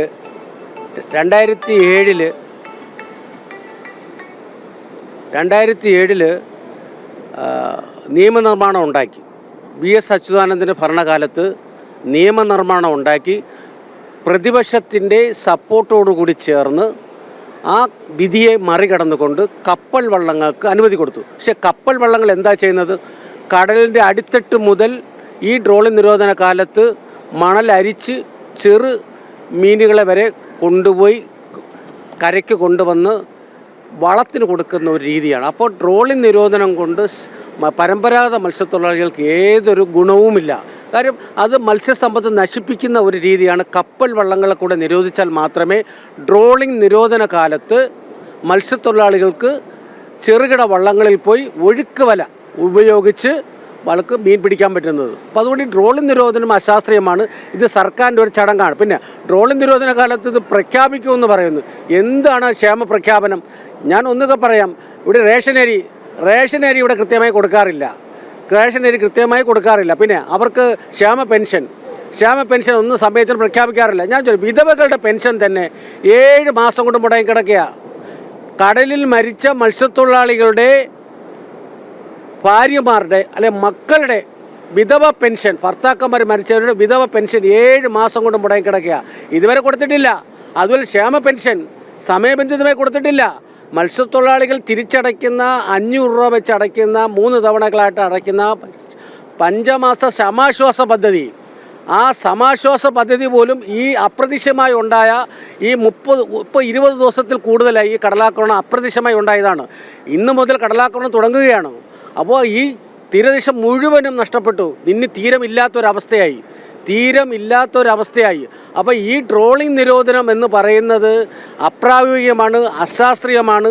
അതുപോലെ ക്ഷേമനിധി പ്രഖ്യാപനങ്ങൾ എല്ലാം പ്രഹസനമാണെന്നേ. ഇപ്പം തന്നെ പട്ടിക്ക് കറിയെല്ലിന് കൊടുക്കുന്നത് പോലെയാണ് മത്സ്യത്തൊഴിലാളിക്ക് എന്താ ചെയ്തിരിക്കുന്നത്? 1000 രൂപയും 6 കിലോ അരിയും. ഈ കപ്പൽ ദുരന്തം ഉണ്ടായല്ലോ, എത്ര ദിവസം കൊണ്ട് കപ്പൽ ദുരന്തം നടക്കുന്നത്? ഈ മത്സ്യത്തൊഴിലാളികൾക്ക് എന്തെങ്കിലും സഹായമായിട്ടും ഈ ഗവൺമെൻറ് ഇവിടെ ഫ്രണ്ടിൽ വന്നിട്ടുണ്ടോ? ഈ മത്സ്യത്തൊഴിലാളി ഇത്രയും ദുരിതം അനുഭവിക്കുന്നുണ്ടല്ലോ. കപ്പൽ വള്ളങ്ങൾ കപ്പൽ ഇവിടെ എൽസ 3 കപ്പൽ ഇവിടെ ഈ കൊച്ചി കടൽ തീരത്തോട്ട് മറിഞ്ഞു. അത് കടലിൻ്റെ അടിയിൽ കിടക്കുകയാണ്. എന്തുമാത്രം സാധനങ്ങളാണ് ആ വേസ്റ്റ് വഴി കടലിൽ മത്സ്യത്തൊഴിലാളികൾക്ക് വന്ന് ദുരിതം അനുഭവിക്കുന്നത്. ഇന്ന് എന്താ ചെയ്തിരിക്കുന്നത്? ഇന്ന് അവർ ഈ നിമിഷം വരെ സർക്കാർ ഏറ്റെടുത്തിട്ടില്ല. ഈ സാധനങ്ങൾ മാലിന്യ പ്ലാസ്റ്റിക്കുകളൊക്കെ എടുക്കുന്നത് ആരാ? 3 കോൺട്രാക്ടർ കപ്പൽ കമ്പനിയാണ് 3 കോൺട്രാക്ട് കൊടുത്തത്. ഒന്ന് തമിഴ്നാട് ഒരു കോൺട്രാക്ട് കൊടുത്ത്, തിരുവനന്തപുരം ജില്ലയിൽ 2 കോൺട്രാക്ടറെ നിശ്ചയിച്ചു. ആ പ്ലാസ്റ്റിക് മാലിന്യങ്ങൾ വാരുന്നത് എങ്ങനെയാണ്? കാലിൽ കിടക്കുന്ന ചപ്പൽ ഉപയോഗിച്ചാണ് പ്ലാസ്റ്റിക് മാലിന്യങ്ങൾ വാരി അരിക്കുന്നത്. അതും ഇതിനകത്ത് ഏതൊരു സേഫ്റ്റിയും ഈ അരിക്കുന്ന തൊഴിലാളികൾ കൊടുത്തിട്ടില്ല. ഗ്ലൗസോ ഗൺബൂട്ടോ മാസ്കോ ഗ്ലാസോ കൊടുക്കാതെയാണ് ഈ കിടക്കുന്ന മാലിന്യങ്ങൾ മുഴുവനും അരിച്ചു പറക്കാൻ വേണ്ടി 3 കോൺട്രാക്ടറിന് കൊടുത്തത്. ഞാൻ മാധ്യമത്തിൽ പ്രതികരിച്ചു. ഈ ചപ്പൽ ഉപയോഗിച്ചാണോ ഈ അരിപ്പ് ഈ സാധനങ്ങളെല്ലാം കളക്ട് ചെയ്യുന്നത്? എന്ത് ക്രൂരമായ സമീപനമാണ്, എന്ത് ക്രൂരമായ തീരുമാനമാണ്. ദുരന്ത നിവാരണ അതോറിറ്റി എന്ന് പറയുന്നത് ദയനീയമായ പരാജയമാണ്. മുഖ്യമന്ത്രിയുടെ കീഴിലുള്ളതാണ് ദുരന്ത നിവാരണ അതോറിറ്റി എന്ന് പറയുന്നത്. ദയനീയമായി പരാജയപ്പെട്ട ഒരു അതോറിറ്റിയാണ്. ഈ തീരദേശത്ത് ഇത്രയും ലക്ഷക്കണക്കിൽ മത്സ്യത്തൊഴിലാളികൾ ജീവിച്ചു പോകുന്ന ഒരു കടലോരത്ത് ഈ കപ്പൽ ദുരന്തം ഉണ്ടായപ്പോൾ ഈ സ്ഥിതിയാണെങ്കിൽ ട്രോളിംഗ് നിരോധനം ഉണ്ടായ ട്രോളിംഗ് നിരോധനം ഇന്ന് മുതൽ ഉണ്ടായതാണ്, ഇന്ന് മുതൽ തുടങ്ങുകയാണ്. എന്താ ഇവർ കൊടുക്കാൻ പോണത്? എന്താ കൂടെ സർക്കാർ മത്സ്യത്തൊഴിലാളികളുടെ സാമൂഹ്യ പ്രതിബദ്ധത ഉണ്ടെങ്കിൽ ഈ പെൻഷൻ മുഴുവൻ അവർ കൊടുക്കുകയും ഈ കടലോരത്തിൽ ഇത്രയും കടലാക്രമണം നടക്കുകയാണല്ലോ, എന്തുകൊണ്ട് ആ സർക്കാരിൻ്റെ ഭാഗത്ത് നിന്ന് ഈ സംരക്ഷണ ഭിത്തി നൽകാത്തത്? ഈ നിമിഷം വരെയും ഈ നിമിഷം വരെ അവർ നൽകിയിട്ടില്ല. സർക്കാരിൻ്റെ ഭാഗത്ത് ജനപ്രതിനിധിയോ ഒരു MLA യോ മന്ത്രിയോ വകുപ്പ് മന്ത്രിയായ മുഹമ്മദ് റിയാസ് ആയിരുന്നാലും കൃഷ്ണൻകുട്ടി വകുപ്പ് മന്ത്രിയായിരുന്നാലും ഇവരാരും ഈ പ്രദേശത്ത് തിരിഞ്ഞു നോക്കിയിട്ടില്ല. ഒരു ജനപ്രതിനിധികളോലും തിരിഞ്ഞു നോക്കിയിട്ടില്ല. ഇത്രയും നാൾ കൊണ്ട് ദുരിതം അനുഭവിക്കുന്ന ഒരു സമൂഹത്തിന് നീതി ലഭിച്ചിട്ടില്ല. ഈ വരുന്ന തെരഞ്ഞെടുപ്പുകളിൽ ശക്തമായ പ്രതിഷേധവും ഈ തെരഞ്ഞെടുപ്പിൽ മത്സ്യത്തൊഴിലാളികൾ കാണിച്ചിരിക്കും. തീർച്ചയായിട്ടും വലിയ വറുതിയിലേക്ക് തന്നെയാണ് മത്സ്യത്തൊഴിലാളികൾ പോകുന്നത് എന്നതാണ് ഏറ്റവും പ്രധാനമായും ഇപ്പോൾ ഓരോ മത്സ്യത്തൊഴിലാളികളും വ്യക്തമാക്കുന്നത്. ഒപ്പം തന്നെ മത്സ്യത്തൊഴിലാളികൾക്ക് ലഭിക്കേണ്ട ക്ഷേമ പ്രവർത്തനങ്ങൾ അല്ലെങ്കിൽ അത്തരത്തിലുള്ള ക്ഷേമ കാര്യങ്ങൾ കൃത്യമായി തന്നെ സർക്കാർ ചെയ്യുന്നില്ല എന്ന ആക്ഷേപം തന്നെയാണ് ഉയരുന്നത്. ഇന്നു മുതൽ ട്രോളിംഗ് ആരംഭിക്കുകയാണ്. താങ്കൾ ഒരു മത്സ്യത്തൊഴിലാളിയാണ്. അപ്പോൾ നിലവിലെ സാഹചര്യത്തിൽ കഴിഞ്ഞ വർഷം ട്രോളിംഗ് ആരംഭിച്ച സമയത്ത് സർക്കാർ പ്രഖ്യാപിച്ച ആ ഒരു പ്രഖ്യാപനം നിങ്ങൾക്കായി റേഷൻ എത്തിക്കും എന്നതൊക്കെ പറയുന്നത് നിങ്ങൾക്ക് പര്യാപ്തമായ രീതിയിൽ നിങ്ങൾക്ക് എത്തിക്കാൻ സർക്കാരിന് സാധിച്ചിട്ടുണ്ട്? മുൻകൂട്ടി അവർ പറയുന്നത് തന്നെ അങ്ങനെ ഒരു പ്രാബല്യത്തിൽ ഇതുവരെ അങ്ങനെ വന്നിട്ടൊന്നുമില്ല. മത്സ്യത്തൊഴിലാളികൾ ഇപ്പോഴും കിടന്ന് അനുഭവിച്ചുകൊണ്ട് തന്നെ ഇരിക്കുന്നത്. അവരെല്ലാം എപ്പോഴും പറയുന്നത് ഇന്ന് അത് തരാം ഇത് തരാമെന്ന് പറയാം. ഇതുവരെ അങ്ങനത്തെ ഇത് പോകുമ്പോഴൊന്നും ഇതുവരെ ഉണ്ടാക്കിയിട്ടില്ല. മത്സ്യത്തൊഴിലാളികൾ എപ്പോഴും ഇങ്ങനെ കിടന്ന് വിഷമിച്ചുകൊണ്ടിരിക്കുന്നത്. ഇപ്പം വിഴിഞ്ഞം പദ്ധതി വന്നിട്ടാണ് ഇപ്പോൾ ഇത്രയും കടൽ 1.5 കിലോമീറ്റർ അങ്ങോട്ട് കിടന്നതാണ് കടൽ. അപ്പോൾ വിഴിഞ്ഞം പദ്ധതി വന്നതാണ് കടൽ ഇത്രത്തോളം. ഗവൺമെൻറ് എന്തിനാണ് ചെയ്യുന്നത്? ഒന്നും ചെയ്യുന്നില്ല. അവരൽപ്പം എന്തെങ്കിലും പറയും, തൽക്കാലം അത് മാറും. ഈ മാസം പറയാം ഒരു റേഷൻ കൊടുക്കുന്നു, അത് കൊടുക്കുന്നു, ഇത് കൊടുക്കുന്നു. അത് കടൽ കുറച്ച് അങ്ങോട്ട് പോകുമ്പോൾ അതുമില്ല, വീണ്ടും അങ്ങോട്ട് തുടങ്ങും. ഇപ്പോൾ തൽക്കാലം അവർ 5-8 ചാക്ക് കൊണ്ട് വെച്ച് അതെന്തിനാണ് മത്സ്യത്തൊഴിലാളികൾ ഒരു സംരക്ഷിക്കുന്നത്? ഒരു സംരക്ഷണവും ഇല്ല. അവർ തൽക്കാലം ഇവിടെ ബുദ്ധിമുട്ട് വരാതെ ഒരു കാര്യവും നടക്കത്തില്ല. അതിനെ നിലവിലെ സാഹചര്യത്തിൽ ഇന്നു മുതൽ ട്രോളിംഗ് ആരംഭിക്കുകയാണ്. ഈ ട്രോളിംഗ് നിരോധനം വരുമ്പോൾ സർക്കാരിൻ്റെ കൈത്താങ്ങുണ്ട് എന്നാണ് മുഖ്യമന്ത്രി അടക്കമുള്ളവർ പറയുന്നത്, ഫിഷറീസ് വകുപ്പ് മന്ത്രിയൊക്കെ പറയുന്നത്. ഈ സർക്കാരിൻ്റെ കൈത്താങ്ങ് ലഭിക്കുന്നുണ്ടോ? കഴിഞ്ഞ വർഷങ്ങളിലൊക്കെ ലഭിച്ചോ? അതായിരുന്നു ചോദ്യം. ലഭിച്ചോ? ഇതുവരെ അങ്ങനെ ലഭിച്ചിട്ടൊന്നുമില്ല. ഇതുവരെ അവർ പറയണതിനെ വാഴ്ത്താനം പറയണതിനെ മുഖ്യമന്ത്രി നേരത്തെ തൊട്ടും അങ്ങനെ പറയുന്നത് തന്നെ. വാഴ്ത്താനം ഇതിലും പ്രാബല്യത്തിലൊന്നോട്ടൊന്നും ഇല്ല ഇതുവരെ. തീർച്ചയായിട്ടും വീണ, ഇവർ സൂചിപ്പിക്കുന്നത് പോലെ ഇവരുടെ പച്ചയായ ജീവിതത്തെയാണ് നിലവിൽ ഇവർ ഓരോരുത്തരും സൂചിപ്പിക്കുന്നത്. നമ്മളിപ്പോൾ നിൽക്കുന്നത് ഈ ശംഖുമുഖം തീരത്തിന് സമീപത്തുള്ള കുറേ മത്സ്യത്തൊഴിലാളികളുടെ യഥാർത്ഥ ജീവിതത്തിലേക്കൊക്കെ പോകേണ്ടതുണ്ട്. എങ്ങനെയാണ് ബന്ധനത്തിന് പോകില്ല, പക്ഷേ മത്സ്യ കച്ചവടം നടത്തിയാണോ ജീവിക്കുന്നത്? മത്സ്യ കച്ചവടം ചെയ്താണ് ജീവിക്കുന്നത്. പക്ഷേ ഇപ്പം ഭയങ്കര ബുദ്ധിമുട്ടുകളാണ്. ഈ കപ്പൽ കമ്മുന്നതിന് ശേഷം ആരും മത്സ്യം എടുക്കുന്നില്ല. മത്സ്യം കൊണ്ടുപോകുമ്പോഴത്തേക്ക് പറയുന്നത് ഞങ്ങൾ മരിച്ചു പോകും, ഇങ്ങനെ സ്ഫോടന വസ്തുക്കൾ കടലിലുണ്ട്, അതാണ് അവർ പറഞ്ഞ് ഞങ്ങൾ ഒഴിവാക്കുന്നത്. ഞങ്ങൾ മിക്ക ദിവസവും കൊണ്ടുപോകണ മീനുകൾ ഞങ്ങൾ തിരിച്ചാണ് കൊണ്ടുവരുന്നത്. അപ്പം ഞങ്ങൾക്ക് കടലിൽ പണി ചെയ്യുന്നവർക്കാണ് അറിയാം കടലിൻ്റെ ഡീറ്റെയിൽ എന്തരെന്നുള്ളത്. പക്ഷേ ഇന്ത്യ ഗവൺമെൻറ്റും പിന്നെ മുഖ്യമന്ത്രിയും കൂടെ കടലിനെ വിറ്റ് നശിപ്പിച്ചുകൊണ്ട് ജനങ്ങളെ കൊല്ലാൻ വേണ്ടി നോക്കണം. നിലവിൽ ട്രോളിംഗ് ഒക്കെ ഇന്ന് ആരംഭിക്കുകയാണ്. പ്രത്യേകിച്ച് നേരത്തെ തന്നെ മത്സ്യത്തിന് ബന്ധനത്തിന് പോകുമ്പോൾ തന്നെ മത്സ്യ കച്ചവടം നടത്താൻ സാധിക്കാത്ത ഒരു സാഹചര്യമൊക്കെ ഉണ്ടായി. പ്രത്യേകിച്ച് ഈ ഒരു കപ്പൽ മറിഞ്ഞ സാഹചര്യത്തിലൊക്കെ അങ്ങനെ കുറേ തെറ്റിദ്ധാരണകൾ ജനങ്ങളുടെ ഇടയിൽ ഉണ്ടായി. മത്സ്യം വാങ്ങുമ്പോൾ മറ്റ് പ്രശ്നങ്ങൾ ഉണ്ടാകുമോ എന്നതടക്കമുള്ള തെറ്റിദ്ധാരണകളുണ്ടായി. ഇനി ട്രോളിംഗ് ആരംഭിക്കുകയാണ്. ഇനി ട്രോളിംഗ് ആരംഭിക്കുമ്പോൾ മത്സ്യ കച്ചവടം പോലും നടത്താൻ സാധിക്കാത്ത രീതിയിൽ ഒരു സാഹചര്യത്തിലൊക്കെ പോവുകയാണ്. അപ്പോൾ ഒരു കൈത്താങ് സർക്കാരിന്റെ ഭാഗത്തു നിന്നുണ്ടാകുന്നു? ഇല്ല, ഞങ്ങൾക്കൊന്നുമില്ല. ഇപ്പം ഈ കപ്പൽ കമ്മുന്നതിന് ശേഷം പറഞ്ഞ 1000 രൂപയും 5 കിലോ 6 കിലോ അരിയും പ്രഖ്യാപിച്ചിട്ടുണ്ട്. പക്ഷെ അത് ഇതുവരെ നിലവിൽ വന്നില്ല. ഓരോ വർഷവും കഴിയുമ്പോൾ അവർ ഇങ്ങനെ ഒരു പ്രഖ്യാപിക്കുന്നതല്ലാതെ നിലവിൽ വരെ ഒന്നും കൊണ്ടുവരുന്നില്ല. പക്ഷേ ആന്റണി രാജു എന്ന് പറയുന്നത് പച്ചമുക്കുവനാണ്. അയാൾക്കറിയാം ഈ കടലോരത്തെ കാര്യങ്ങളെല്ലാം. എന്തുകൊണ്ടാണ് അയാൾ മുമ്പിൽ ഇറങ്ങി ഓരോന്നും ചെയ്യാത്തത്? അയാൾ കടൽ തൊഴിലാളിയല്ലേ, മുക്കുവനല്ലേ? അയാൾ എന്തുകൊണ്ടാണ് ഓരോന്നും ചെയ്യാത്തത്? ഇപ്പോൾ ഇതാ 10ാം വർഷം ആഘോഷിക്കുന്നുണ്ട് മന്ത്രി ഈ ജനങ്ങളെ കൊന്നിട്ട്. അവരുടെ കുടുംബസ്വത്തൊന്നും അല്ല വെച്ച് ആഘോഷിക്കുന്നത്, ജനങ്ങളുടെ പണമാണ്. ജനങ്ങളുണ്ടെങ്കിൽ ഇവർക്ക് ശമ്പളങ്ങളുണ്ട്. ഇവർ ശമ്പളം എത്ര ശതമാനം കൂട്ടി? എത്ര ശതമാനമാണ് ശമ്പളവും പെൻഷനും കൂട്ടിയത്? കടൽപ്പണിക്കാർ അത്രയ്ക്കും മൂളമില്ലാത്തവരല്ല. അവരെ വിറ്റ് കെട്ടേണ്ട പണം ഞങ്ങളുടെ പോക്കറ്റിലുണ്ട്. അവരെല്ലാം ബുദ്ധിക്കാർ, അവരെ ഡബിൾ ബുദ്ധിയാണ് ഞങ്ങൾക്കുള്ളത്. പക്ഷേ തീർച്ചയായിട്ടും വീണ, വളരെ വൈകാരികമായ ഒരു പ്രകടനങ്ങൾ തന്നെയാണ്, അല്ലെങ്കിൽ അത്തരത്തിലുള്ള പ്രതികരണങ്ങൾ തന്നെയാണ് ഇപ്പോൾ മത്സ്യത്തൊഴിലാളികളുടെ ഭാഗത്ത് നിന്ന് ഉണ്ടാകുന്നതെന്ന് പറയാതിരിക്കാൻ സാധിക്കില്ല. കാരണം ഇനിയുള്ള 52 ദിനം ഈ മത്സ്യത്തൊഴിലാളികൾ അല്ലെങ്കിൽ ഈ മത്സ്യബന്ധനവുമായി നിൽക്കുന്നവർ, മത്സ്യ കച്ചവടം നടത്തുന്നവർ, ഇങ്ങനെയുള്ള ഓരോ ഉപജീവന മാർഗം നടത്തുന്നവരും വലിയ പ്രതിസന്ധിയിലേക്ക് കടക്കും എന്നത് തന്നെയാണ് അവരുടെ വാക്കുകളിൽ നിന്ന് നമുക്ക് മനസ്സിലാക്കാൻ സാധിക്കുന്നത്. കാരണം പല ഘട്ടങ്ങളിലായി സർക്കാർ ഇവർക്ക് റേഷൻ ഉൾപ്പെടെയുള്ളവ അനുവദിച്ചിട്ടുണ്ട്. മത്സ്യത്തൊഴിലാളികളുടെ എല്ലാ പ്രശ്നങ്ങളും പരിഹരിക്കാനുള്ള ഇടപെടലുകൾ സർക്കാരിന്റെ ഭാഗത്ത് നിന്ന് ഉണ്ടാകുമെന്ന പ്രഖ്യാപനങ്ങൾ മാത്രമാണ് പല ഘട്ടങ്ങളിൽ ഉണ്ടാകുന്നത് എന്നാണ് ഈ മത്സ്യത്തൊഴിലാളികൾ ഇപ്പോൾ വ്യക്തമാക്കുന്നത്.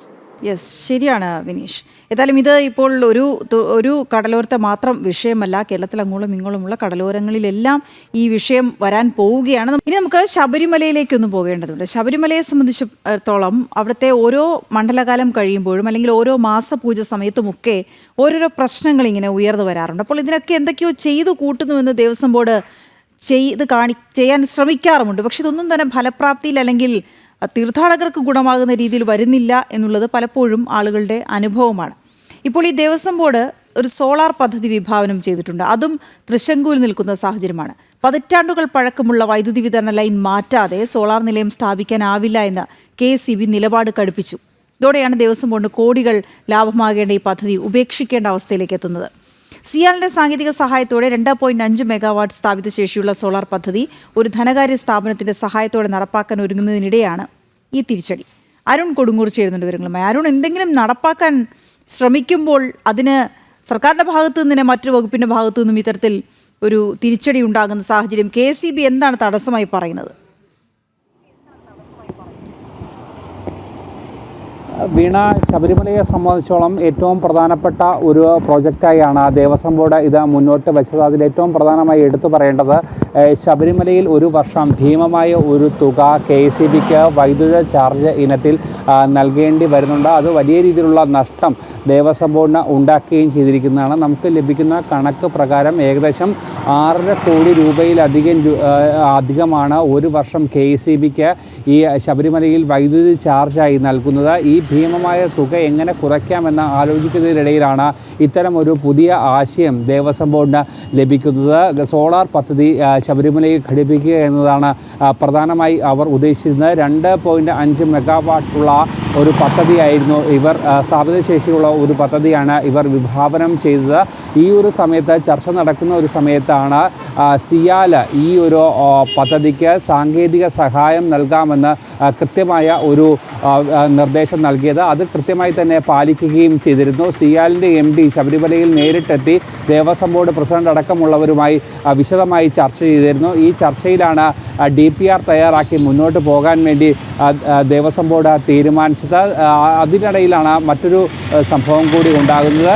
ഈ പ്രോജക്റ്റ് പൂർണ്ണമായും നിർമ്മിച്ച് നൽകാൻ ഒരു സ്വകാര്യ ധനകാര്യ സ്ഥാപനം കൂടി മുന്നോട്ട് വരികയും ചെയ്തു. അങ്ങനെ 1 രൂപ പോലും മുടക്കില്ലാതെ ദേവസ്വം ബോർഡിന് ഈ പദ്ധതി നടപ്പാക്കാൻ കഴിയുന്ന രീതിയിലേക്കായിരുന്നു എത്തിയിരുന്നത്. അങ്ങനെ വലിയ രീതിയിലേക്ക് ഈ പദ്ധതിയുമായി മുന്നോട്ട് പോകുക, കൃത്യമായി തന്നെ ദേവസ്വം ബോർഡിന് ഒരു വർഷം കൃത്യമായി ലാഭവുമായി മുന്നോട്ട് പോകാൻ കഴിയുമെന്നുള്ള ഒരു കാര്യമാണ് പ്രധാനമായും മുന്നോട്ട് വെച്ചിരുന്നത്. ഈ ഒരു സമയത്താണ് KSEBയുടെ അപ്രതീക്ഷിതമായ ഒരു തിരിച്ചടി ഉണ്ടാകുന്നത്. കാരണം ഈ വൈദ്യുതി വിതരണ ലൈനുകൾ അത് കാലപ്പഴക്കം ചെന്നതാണ്. അത് മാറ്റിയെങ്കിൽ മാത്രമേ ഈ പദ്ധതിയുമായി മുന്നോട്ട് പോകാൻ അല്ലെങ്കിൽ സൗരോർജ്ജ പ്ലാന്റ് സ്ഥാപിക്കാനാകൂ എന്നാണ് KSEB നിലപാട് എടുത്തത്. ഇതിന് ഏകദേശം 50 കോടി രൂപയിലധികം രൂപ ചിലവായി വരും. അത് ദേവസ്വം ബോർഡ് വഹിക്കണമെന്ന് KSEB നിലപാട് എടുത്തിരുന്നു. ഈ ഒരു സമയത്താണ് പദ്ധതി മുന്നോട്ട് പോകാൻ കഴിയാതെ ഇതൊരു ഭീമമായ തുകയാണ്, ഇങ്ങനെ പദ്ധതിയുമായി മുന്നോട്ട് പോകാനാകില്ല എന്ന് ദേവസ്വം ബോർഡ് പറയുകയും ചെയ്തു. അങ്ങനെ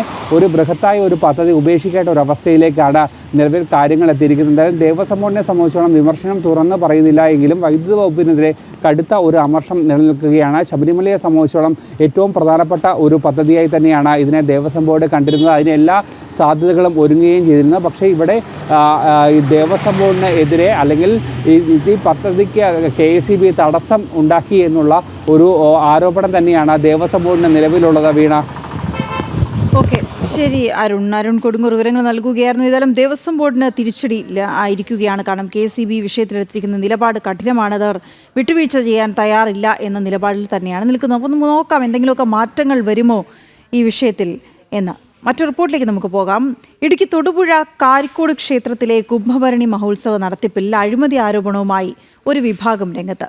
വ്യാജ രസീതുകൾ നൽകിയും പരസ്യത്തുകയിൽ തിരിമറി കാട്ടിയും സ്വന്തം അക്കൗണ്ടിലേക്ക് പണം വാങ്ങിയുമൊക്കെയാണ് ഉപദേശക സമിതി അംഗങ്ങൾ വൻതുക തട്ടിയെടുത്തിരിക്കുന്നത്. അങ്ങനെയാണ് ഒരു ആരോപണം ഉയർന്നത്. എന്നാൽ ഈ ആരോപണങ്ങൾ തള്ളി ഉപദേശക സമിതിയും രംഗത്തെത്തിയിട്ടുണ്ട്.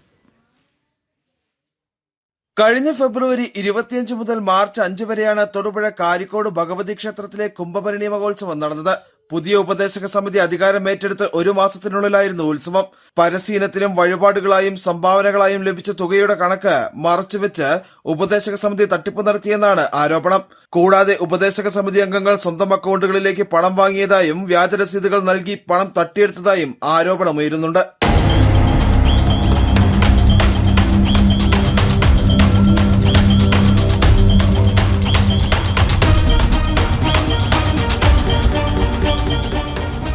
ഈ ഉപദേശക സമിതിയിൽ നിന്നും ഞാൻ രാജിവെക്കാൻ നിർബന്ധിതനായി. അതിൻ്റെ യഥാർത്ഥ കാരണം ദേവസ്വം ഉപദേശക സമിതിയുമായിട്ട് ആലോചിക്കാതെ ദേവസ്വം ഉപദേശക സമിതി സെക്രട്ടറി, പ്രസിഡന്റ്, വൈസ് പ്രസിഡന്റ്, ഉത്സവ കമ്മിറ്റിയുടെ മുഖ്യ രക്ഷാധികാരി ഇവർ നടത്തിയ തെറ്റായ രീതിയിലുള്ള പ്രവർത്തനങ്ങൾ എനിക്ക് ഉൾക്കൊള്ളാൻ കഴിയാതെ വന്നതിൻ്റെ അടിസ്ഥാനത്തിലാണ്. ഏകദേശം എൻ്റെ അറിവിൽ 14.5 ലക്ഷത്തോളം രൂപ ഉപദേശക സമിതി സീൽ ചെയ്ത കൂപ്പണും സീൽ ചെയ്യാത്ത കൂപ്പണുമായി, വ്യാജ കൂപ്പണുമായി പിരിച്ചിട്ടുണ്ട്. കൂപ്പണില്ലാതെ പിരിച്ച കാശിനും വേറെ കണക്കുകളുണ്ട്. ഇതിന്റെ കണക്കുകൾ ബോധ്യപ്പെടുത്താത്ത അടിസ്ഥാനത്തിലാണ് ഞാൻ രാജിവെച്ചിരിക്കുന്നത്. തിരുവിതാംകൂർ ദേവസ്വം ബോർഡിന് നൽകിയിരിക്കുന്ന കണക്ക് പ്രകാരം ഉത്സവത്തിനായി ചെലവഴിച്ചത് 7,56,614 രൂപയാണ്. പരസ്യം നൽകിയവരുടെയും വഴിപാട് നടത്തിയവരുടെയും പേരുവിവരങ്ങൾ മാത്രമാണ് ബോർഡിന് കൈമാറിയിട്ടുള്ളത്. എത്ര രൂപ ലഭിച്ചുവെന്ന് കൃത്യമായി രേഖപ്പെടുത്തിയിട്ടില്ല. എന്റെ അറിവിലുള്ള കാശ് വെച്ച് കൂട്ടിയാൽ തന്നെ ഏകദേശം ഒരു 7.5 ലക്ഷം രൂപയുടെ വെട്ടിപ്പ് നടന്നതായിട്ട് എനിക്ക് ബോധ്യമുണ്ട്. ഞാൻ ബഹുമാനപ്പെട്ട ദേവസ്വം ബോർഡ് വിജിലൻസിന് ഇതിന്റെ എല്ലാ രേഖകളും എന്റെ അറിവിൽ കിട്ടിയ പൈസയുടെ കത്തുകളും ഞാൻ അവിടെ അസിസ്റ്റന്റ് കമ്മീഷണർ ഓഫീസിൽ ഏൽപ്പിച്ചിട്ടുമുണ്ട്. എന്നാൽ ആരോപണങ്ങൾ അത്രയും നിഷേധിച്ച് ഉപദേശക സമിതി രംഗത്തെത്തി. പഴയ ഉപദേശക സമിതിയുമായി ചേർന്നാണ് പ്രവർത്തനങ്ങൾ നടത്തിയത്. വ്യാജ രസീത് ഉപയോഗിച്ച് ഇവർ തട്ടിപ്പ് നടത്തിയിട്ടുണ്ടോ എന്ന് അറിയില്ലെന്നും പരസ്യവും വഴിപാടുകളും സംബന്ധിച്ചുള്ള കണക്കുകൾ ദേവസ്വത്തിന് നൽകേണ്ടതില്ലെന്നും ക്ഷേത്രത്തിനായി മികച്ച പ്രവർത്തനം നടത്തുന്ന ഉപദേശക സമിതിയെ ഇകഴ്ത്തിക്കാട്ടാനുള്ള ശ്രമം മാത്രമാണ് നടക്കുന്നതെന്നും ഉപദേശക സമിതി സെക്രട്ടറി പറഞ്ഞു. അമ്പലത്തിന്റെ കാര്യത്തിൽ എല്ലാവരും ഒറ്റക്കെട്ടായിട്ട് നിൽക്കണം. ഞങ്ങൾ പഴയ ഭരണസമിതിയെ ഒരുമിച്ച് യോജിപ്പിച്ച് കൊണ്ടുപോകാൻ വേണ്ടി മാക്സിമം പരിശ്രമിച്ചിട്ടുണ്ട്. ഞങ്ങൾ ആ യോഗത്തിൽ തന്നെ പറയുകയും ചെയ്തു, പഴയ ഭരണസമിതി എല്ലാ പിന്തുണയും ഞങ്ങൾക്ക് ഈ കാര്യത്തിൽ നൽകിയിട്ടുണ്ട്. അപ്പം അതുമായി ബന്ധപ്പെട്ട് ഞങ്ങൾ എല്ലാ കാര്യത്തിനും പൈസ പിരിക്കുന്നതിന്, അല്ലെങ്കിൽ കൂപ്പൺ, ദേവസ്വം ബോർഡിൻ്റെ കൂപ്പൺ ഉപയോഗിച്ച് പൈസ പിരിക്കുന്നതിന്, അല്ലെങ്കിൽ പരസ്യം കണ്ടെത്തുന്നതിന്, സ്പോൺസർമാരെ കണ്ടെത്തുന്നതിനൊക്കെ പഴയ ഭരണസമിതി ഞങ്ങളൊപ്പം ഉണ്ടായിരുന്നു. ഇനി അവരാരെങ്കിലും ആ തരത്തിൽ ക്രമക്കേട് നടത്തിയോ എന്നുള്ള കാര്യത്തിൽ ഞങ്ങൾക്ക് അങ്ങനെ ചിലർക്ക് പരാതി പറഞ്ഞിട്ടുണ്ട്. ആ സംബന്ധിച്ച് കൂടുതൽ കാര്യങ്ങൾ പിന്നീട് വെളിപ്പെടുത്താം.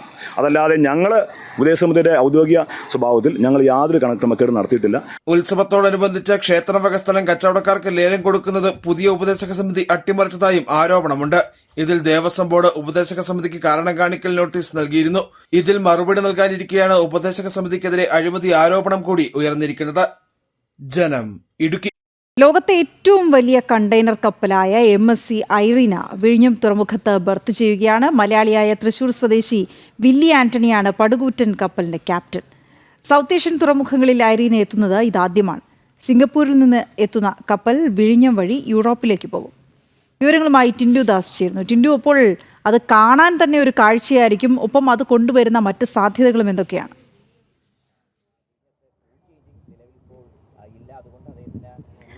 ഗുഡ് മോർണിംഗ് വീണ. ഞാനിപ്പോൾ നിൽക്കുന്നത് വിഴിഞ്ഞം അന്താരാഷ്ട്ര തുറമുഖത്തിലെ ബ്രാക്ക് വാട്ടർ സിസ്റ്റത്തിലാണ്. എൻ്റെ പുറകിൽ കാണുന്നത് ലോകത്തിലെ ഏറ്റവും വലിയ കണ്ടെയ്നർ കപ്പലായിട്ടുള്ള MSC ഐറീനയാണ്. MSC മെഡിറ്ററേനിയൻ ഷിപ്പിംഗ് കമ്പനിയുടെ 6 സീരീസിലുള്ള പ്രധാനപ്പെട്ട ഒരു കപ്പലാണ് ഇന്ന് വിഴിഞ്ഞം തീരത്ത് ബർത്ത് ചെയ്യുന്നത്.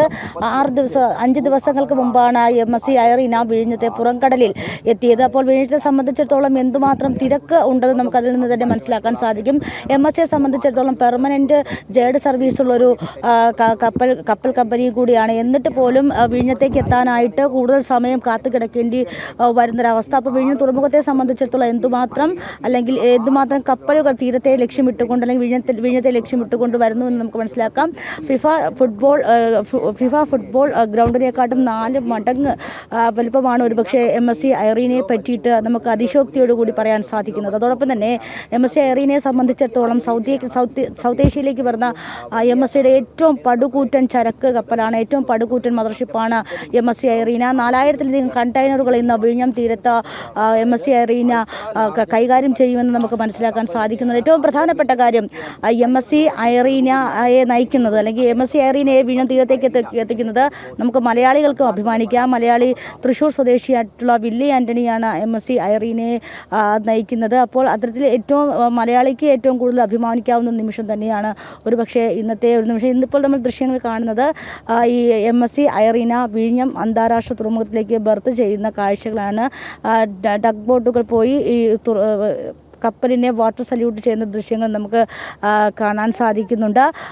ഈ തുറമുഖത്തെ സംബന്ധിച്ചിടത്തോളം പല ഘട്ടങ്ങളിലും നമ്മൾ അതിശയോക്തിപരമായിട്ടും പല ഘട്ടങ്ങളിലും നമ്മൾ തുറമുഖത്തിൻ്റെ പ്രത്യേകതകളൊക്കെ പറ്റി പറഞ്ഞിട്ടുണ്ടെങ്കിൽ പോലും MSCയുടെ സീരീസിലുള്ള ഏറ്റവും വലിയ ചരക്ക് കപ്പൽ അത് സൗത്ത് ഏഷ്യയിൽ ആദ്യമായിട്ട് ഈ ഭാരതത്തിന് തീരത്ത് വിഴിഞ്ഞം തുറമുഖത്ത് നങ്കൂരമിടുന്നു എന്നത് ഏറ്റവും പ്രധാനപ്പെട്ട ഒരു കാര്യമാണ്.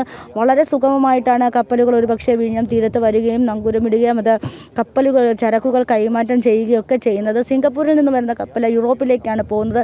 ഈ കപ്പലിൽ ഈ കാർഗോ ചേഞ്ചിങ് സംവിധാനം ഇല്ലാത്തത് കൊണ്ട് തന്നെ കപ്പിത്താൻ അല്ലെങ്കിൽ അദ്ദേഹം തൃശ്ശൂർ സ്വദേശിയായിട്ടുള്ള വില്യൻ ആൻ്റണിക്ക് തീരത്തേക്ക് ഇറങ്ങാൻ സാധിക്കില്ല എന്നൊരു വിഷമം നേരത്തെ നമ്മൾ ജനഡീവി ഒക്കെ ആയിട്ട് അദ്ദേഹം പങ്കുവച്ചിട്ടുണ്ടായിരുന്നു. അപ്പോൾ വിഴിഞ്ഞം തുറമുഖത്തെ സംബന്ധിച്ചിടത്തോളം ഇതൊരു ചരിത്ര മുഹൂർത്തം തന്നെയാണ്. ഒരുപക്ഷെ സാൻ ഫെർണാണ്ടോ വന്നു, അതിനുശേഷം വന്ന കൂറ്റൻ കപ്പലുകൾ ഈ ടർക്കി, അതുപോലെ തന്നെ മിഷേൽ കപ്പേലി, അങ്ങനെ MSCയുടെ ഏറ്റവും പ്രധാനപ്പെട്ട വമ്പന്മാരായിട്ടുള്ള വമ്പത്തികളായിട്ടുള്ള കപ്പലുകൾ വിഴിഞ്ഞം തീരത്ത് ഇതിനോടകം തന്നെ വന്നു പോയിട്ടുണ്ട്. തുറമുഖത്തെ സംബന്ധിച്ചിടത്തോളം നമുക്ക് ഏറ്റവും അഭിമാനകരമായിട്ടൊരു നിമിഷം തന്നെയാണ് ഈ MSC ഐറീന പോലൊരു കപ്പൽ തീരത്ത് എത്തുക എന്ന് പറയുന്നത്. ഒന്നാം ഘട്ടത്തിൻ്റെ നിർമ്മാണം പൂർത്തിയാകുമ്പോൾ വലിയ രീതിയിലുള്ള വിജയ നേട്ടങ്ങൾ ഇതിനോടകം തന്നെ തുറമുഖം കൈവരിച്ചിരിക്കുകയാണ്. ഏതാണ്ട് 1.5 ദശലക്ഷം TU കണ്ടെയ്നറുകൾ ഇതിനോടകം തന്നെ വിഴിഞ്ഞം തുറമുഖത്ത് വിനിമയം അല്ലെങ്കിൽ കൈകാര്യം ചെയ്തിട്ടുണ്ട് എന്നത് ഏറ്റവും വലിയ പ്രത്യേകതയാണ്.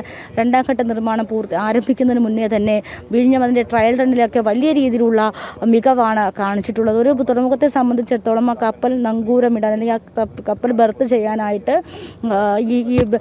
ചെയ്യാനായിട്ട് കയറുന്ന സമയത്ത് ആ സമയത്ത് കപ്പൽ എങ്ങനെയാണ് ഡീവിയേറ്റ് ചെയ്ത് അത് യഥാസ്ഥാനത്തേക്ക് എത്തുക എന്നത് ഏറ്റവും പ്രധാനപ്പെട്ട കാര്യമാണ്.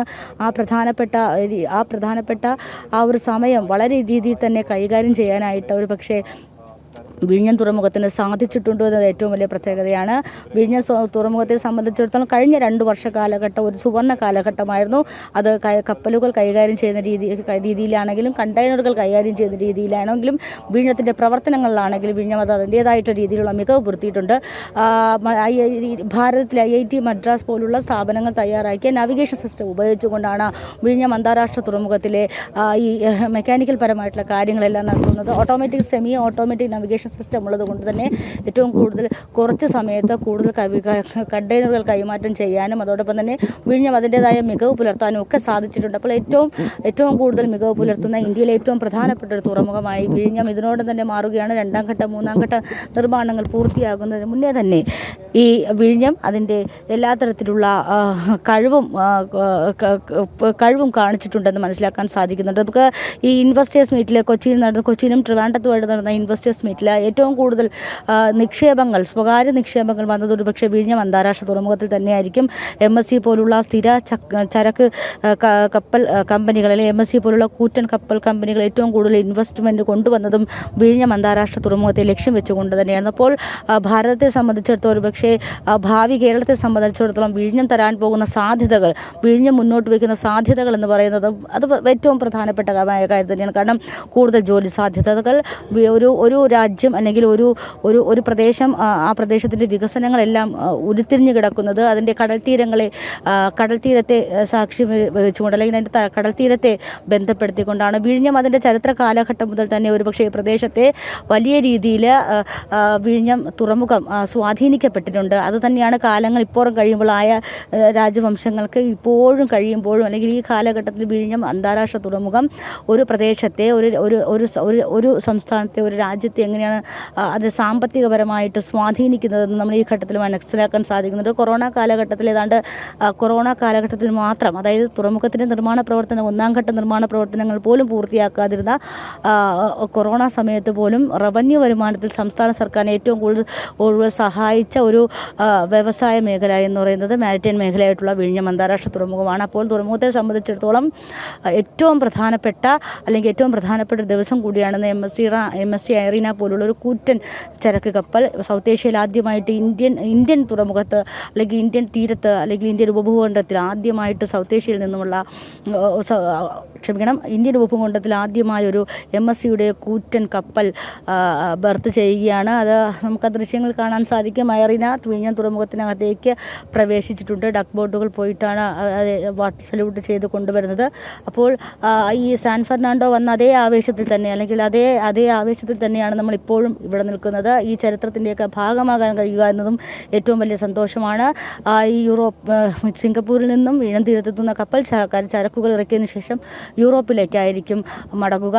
എന്തായാലും ഏറ്റവും പ്രധാനപ്പെട്ട ഒരു ദിവസമാണ്, അല്ലെങ്കിൽ ഏറ്റവും പ്രധാനപ്പെട്ട ഒരു നിമിഷവും കൂടിയാണ്. വിഴിഞ്ഞത്ത് ഒരുപാട് കപ്പലുകൾ അവസരം കാത്തു കിടക്കുമ്പോൾ സ്ഥിര ജൈഡ് സർവീസുള്ള MSCക്ക് പോലും 4 ദിവസം പുറംകടലിൽ കാത്തു കിടക്കേണ്ടി വരുന്നു. അപ്പോൾ തുറമുഖത്തെ ചരക്ക് വിനിമയം അല്ലെങ്കിൽ തുറമുഖത്തിൻ്റെ പ്രവർത്തനങ്ങൾ എത്ര കാര്യക്ഷമമാണെന്ന് നമുക്ക് ഈ ഘട്ടത്തിൽ മനസ്സിലാക്കാൻ സാധിക്കുന്നുണ്ട്. വീണ, ടിൻഡു, ഈ വിഴിഞ്ഞത്ത് ബർത്ത് ചെയ്യുന്ന 347ാമത് കപ്പലാണ് MSC ഐറീന. നമുക്കറിയാം MSC മെഡിറ്ററേനിയൻ ഷിപ്പിംഗ് കമ്പനിയുടെ ഇത്തരം ഈ ഐറീന സീരീസിലുള്ള കപ്പലുകളാണ് ലോകത്തിലെ ഏറ്റവും വലിയ കണ്ടെയ്നർ കപ്പലുകളാണ്. ഇതേ സീരീസിൽ നമുക്കിവിടെ വേറെയും കപ്പലുകൾ വന്നിട്ടുണ്ട്. അപ്പോൾ ഈ ഏറ്റവും വലിയ കപ്പൽ കൂടി എത്തുന്ന സാഹചര്യത്തിൽ വിഴിഞ്ഞം തുറമുഖം അതിൻ്റെ പ്രവർത്തനം സംബന്ധിച്ച് ലോകരാജ്യങ്ങൾക്ക് നൽകുന്ന ഒരു സന്ദേശം കൂടി എന്താണെന്ന് മാത്രമല്ല, ഈ MSC ഐറീന എത്ര സമയത്തേക്കാണ് ഇവിടെ വിഴിഞ്ഞം ആ ഭാഗത്ത് ഉണ്ടാവുക എന്നുള്ള കാര്യങ്ങൾ കൂടി.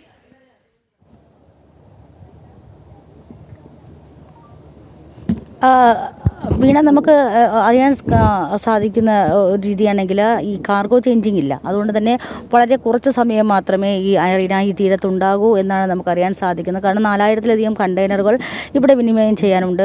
4000 കണ്ടെയ്നറുകൾ എന്നൊക്കെ പറയുന്നത് വിഴിഞ്ഞത്തെ സംബന്ധിച്ചിടത്തോളം അത് ചെറിയൊരളവാണ്. കാരണം നമുക്കറിയാം, ഒരു സെമി നാവിഗേറ്റഡ് സിസ്റ്റം അല്ലെങ്കിൽ ഓട്ടോമേറ്റഡ് മെക്കാനിക്കൽ സിസ്റ്റമാണ് ഈ കണ്ടെയ്നറുകൾ ഇറക്കാനും കയറ്റാനും ഒക്കെ തയ്യാറാക്കിയിട്ടുള്ളത്.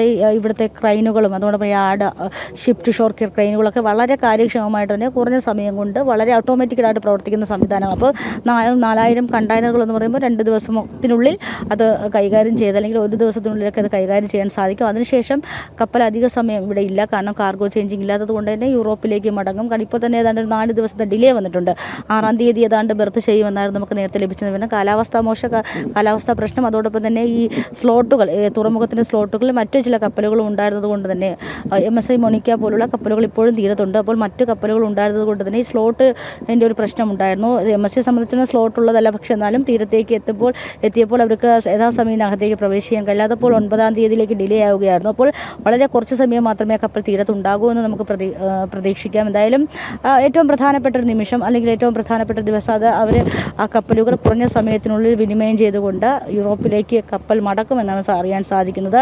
ചൈന യൂറോപ്പ് ചരക്ക് പാതയിലെ ഏറ്റവും ചരിത്ര നിമിഷമാണെന്ന്. കാരണം ഈ ചരക്ക് പാതയിൽ കൂടി എത്ര കൂറ്റൻ വമ്പൻ കപ്പലുകൾ പോയിട്ടുണ്ടെങ്കിലും അത് ഭാരതത്തെ തൊട്ടിരുന്നില്ല, വിഴിഞ്ഞത്തെ തൊട്ടിരുന്നില്ല. പക്ഷേ ചൈന യൂറോപ്പ് ചരക്ക് പാതയിലെ ഏറ്റവും പ്രധാനപ്പെട്ട വമ്പന്മാരുടെ വമ്പനായിട്ടുള്ള MSCയുടെ ഏറ്റവും വമ്പത്തിയായിട്ടുള്ള ഒരു കപ്പൽ, ആ കപ്പൽ വിഴിഞ്ഞം തീരത്ത് ഇപ്പോൾ ഏതാനും നിമിഷങ്ങൾക്കകം ബർത്ത് ചെയ്യും.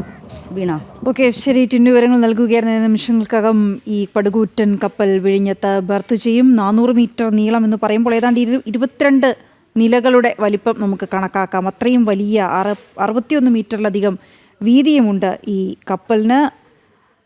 വലിയ പടുകൂറ്റൻ കപ്പൽ നമുക്ക് ആ ദൃശ്യങ്ങളിൽ നിന്ന് തന്നെ കാണാം. അതിൻ്റെ ഒരു വരവ് പോലും രാജകീയമാണ്. പക്ഷേ ഇതൊരു വലിയ സന്ദേശം കൂടിയാണ് ലോകരാജ്യങ്ങൾക്ക്. നമുക്കറിയാം, MSC ഈ ഐറീന സീരീസിലുള്ള കപ്പലുകൾക്ക് ബർത്ത് ചെയ്യാനുള്ള ഒരു ഇതിൽ വിഴിഞ്ഞം തുറമുഖത്തെ കൂടി ഉൾപ്പെടുത്തിയ ഒരു ഘട്ടത്തിൽ തന്നെ നമ്മളിത് വലിയ ആഘോഷമാക്കി വാർത്തയാക്കിയ ഒരു കാര്യം കൂടിയാണ്. ഇപ്പോൾ ആ കപ്പലുകളെല്ലാം വന്നു തുടങ്ങുന്നു എന്ന് പറയുന്നതും വലിയ നേട്ടമാണ് വിഴിഞ്ഞത്തിനെ സംബന്ധിച്ചിടത്തോളം. മറ്റു വാർത്തകളിലേക്ക് നമുക്കിനി പോയാൽ, കൈക്കൂലി കേസിൽ പ്രതിസ്ഥാനത്ത് നിന്ന് ED അസിസ്റ്റന്റ് ഡയറക്ടർ ശേഖർ കുമാറിനെ ഒഴിവാക്കിയേക്കും എന്നറിയുന്നു. പക്ഷേ ഇത് നിയമവിദഗ്ധരുമായി ആലോചിച്ചായിരിക്കും വിജിലൻസിന്റെ അന്തിമ തീരുമാനം. കാര്യമായ തെളിവുകളൊന്നുമില്ലാതെ ഉന്നത ഉദ്യോഗസ്ഥനെതിരെ നിയമ നടപടിയുമായി മുന്നോട്ട് പോകുന്നത് തിരിച്ചടിയാകും എന്നാണ് വിലയിരുത്തൽ. ശേഖർ കുമാറിന്റെ മുൻകൂർ ജാമ്യാപേക്ഷ ബുധനാഴ്ച ഹൈക്കോടതി പരിഗണിക്കുകയും ചെയ്യും. ജിജീഷ് കരുണാകരൻ ചേർന്നു വിവരങ്ങളുമായി. ജിജീഷ്, കൃത്യമായ തെളിവുകളൊന്നും ഇല്ലാത്തൊരു സാഹചര്യമുണ്ട്, പക്ഷെങ്കിൽ പോലും ഈ നിയമവിദഗ്ധരുമായി ഒന്ന് കൂടിയാലോചിക്കേണ്ടതുണ്ട് അല്ലേ? വിജിലൻസിനെ സംബന്ധിച്ചിടത്തോളം വലിയ ഒരു തിരിച്ചടി, അല്ലെങ്കിൽ മുന്നോട്ട് പോകാൻ കഴിയാത്ത വിധത്തിൽ ഈ അന്വേഷണം തടസ്സപ്പെടുന്നു എന്നത് തന്നെയാണ് ഏറ്റവും പ്രധാനം. കാരണം എൻഫോഴ്സ്മെൻറ്റ് ഡയറക്ടറേറ്റ് ഉദ്യോഗസ്ഥനെ തുടക്കത്തിൽ തന്നെ അവർ ഒന്നാം പ്രതിയാക്കി ചേർത്തുകൊണ്ട്, അതായത് സംസ്ഥാന വിജിലൻസിൻ്റെ രാഷ്ട്രീയ താല്പര്യങ്ങൾ സംരക്ഷിക്കുന്ന തരത്തിൽ തന്നെയായിരുന്നു ആദ്യഘട്ടത്തിൽ വിജിലൻസിൻ്റെ നീക്കങ്ങൾ ഉണ്ടായത്. കാരണം എൻഫോഴ്സ്മെൻറ്റ് ഡയറക്ടറേറ്റുമായി ബന്ധപ്പെട്ട് ആണ് ഈ ഏജന്റുമാർ ചില മൊഴികൾ നൽകിയത് എന്നതുകൊണ്ട് മാത്രം എൻഫോഴ്സ്മെൻറ്റ് ഡയറക്ടറേറ്റിൻ്റെ അസിസ്റ്റന്റ് ഡയറക്ടറായ ശേഖർ കുമാറിനെ ഒന്നാം പ്രതിയാക്കി. ശേഖർ കുമാറിൻ്റെ പേര് പരാമർശിക്കുന്നുണ്ട്. ശേഖർ കുമാറിന് വേണ്ടിയാണ് തങ്ങൾ പണം വാങ്ങിയത് എന്ന മൊഴി നൽകിയിരുന്നു ഏജന്റായ വിൽസൺ പിടിക്കപ്പെടുമ്പോൾ എന്നൊരു കാരണം പറഞ്ഞുകൊണ്ടായിരുന്നു. എന്നാൽ ആ ഒരു സമയത്ത് പോലും കൃത്യമായ തെളിവുകളിലേക്ക് എത്താവുന്ന പ്രാഥമിക തെളിവുകൾ പോലും അന്വേഷണ സംഘത്തെ സംബന്ധിച്ചിടത്തോളം, വിജിലൻസ് സംഘത്തെ സംബന്ധിച്ചിടത്തോളം ലഭിച്ചില്ല. പിന്നീട് 3 ആഴ്ചകൾ പിന്നിടുന്നു, അന്വേഷണം മുന്നോട്ട് പോയി.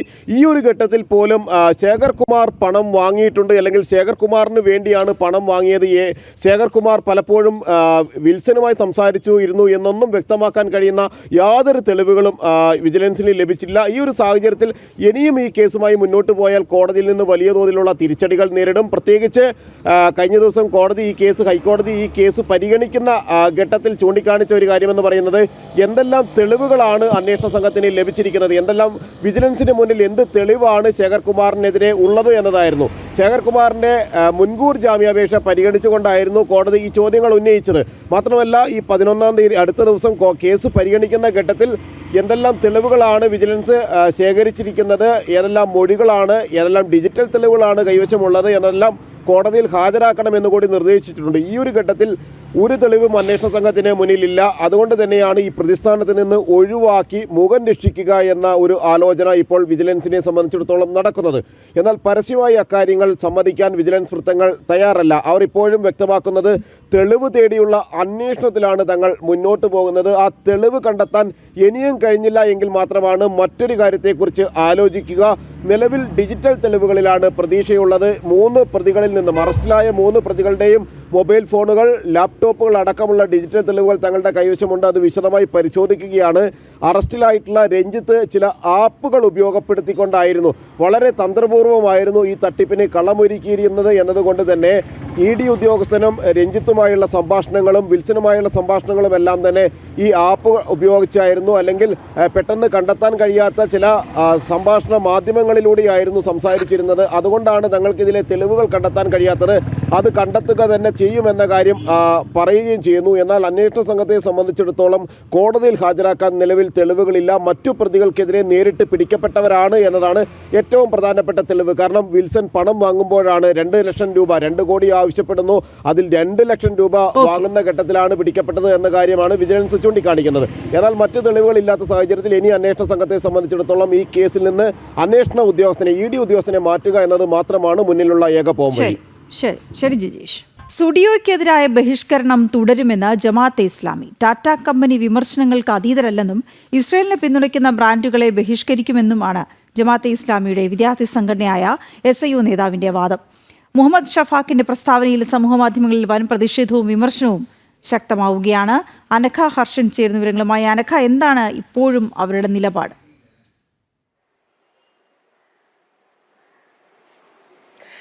കൃത്യമായി തന്നെ സ്റ്റുഡിയോ ബഹിഷ്കരണം അത് തുടരും. കൃത്യമായി സ്റ്റുഡിയോയിൽ നിന്ന് ആളുകൾ വസ്ത്രങ്ങൾ വാങ്ങരുത് എന്ന തങ്ങളുടെ നേരത്തെ ആവർത്തിച്ച നിലപാട് അത് തുടരുകയാണ് എന്ന് തന്നെയാണ് ജമാഅത്തെ ഇസ്ലാമിയുടെ വിദ്യാർത്ഥി സംഘടനയായ SIO വീണ്ടും ആവർത്തിച്ചിരിക്കുന്നത്. കാരണം സ്റ്റുഡിയോ ബഹിഷ്കരണം അടക്കമുള്ള കാര്യങ്ങൾ അന്ന് ഈ കഴിഞ്ഞ ദിവസമാണ് ഇവിടെ കോഴിക്കോട് സ്റ്റുഡിയോയ്ക്ക് മുന്നിൽ ഈ ജമാഅത്തെ ഇസ്ലാമിയുടെ വിദ്യാർത്ഥി സംഘടനയായ SIO വലിയ രീതിയിൽ പ്രതിഷേധ പ്രകടനങ്ങൾ നടത്തിയത്.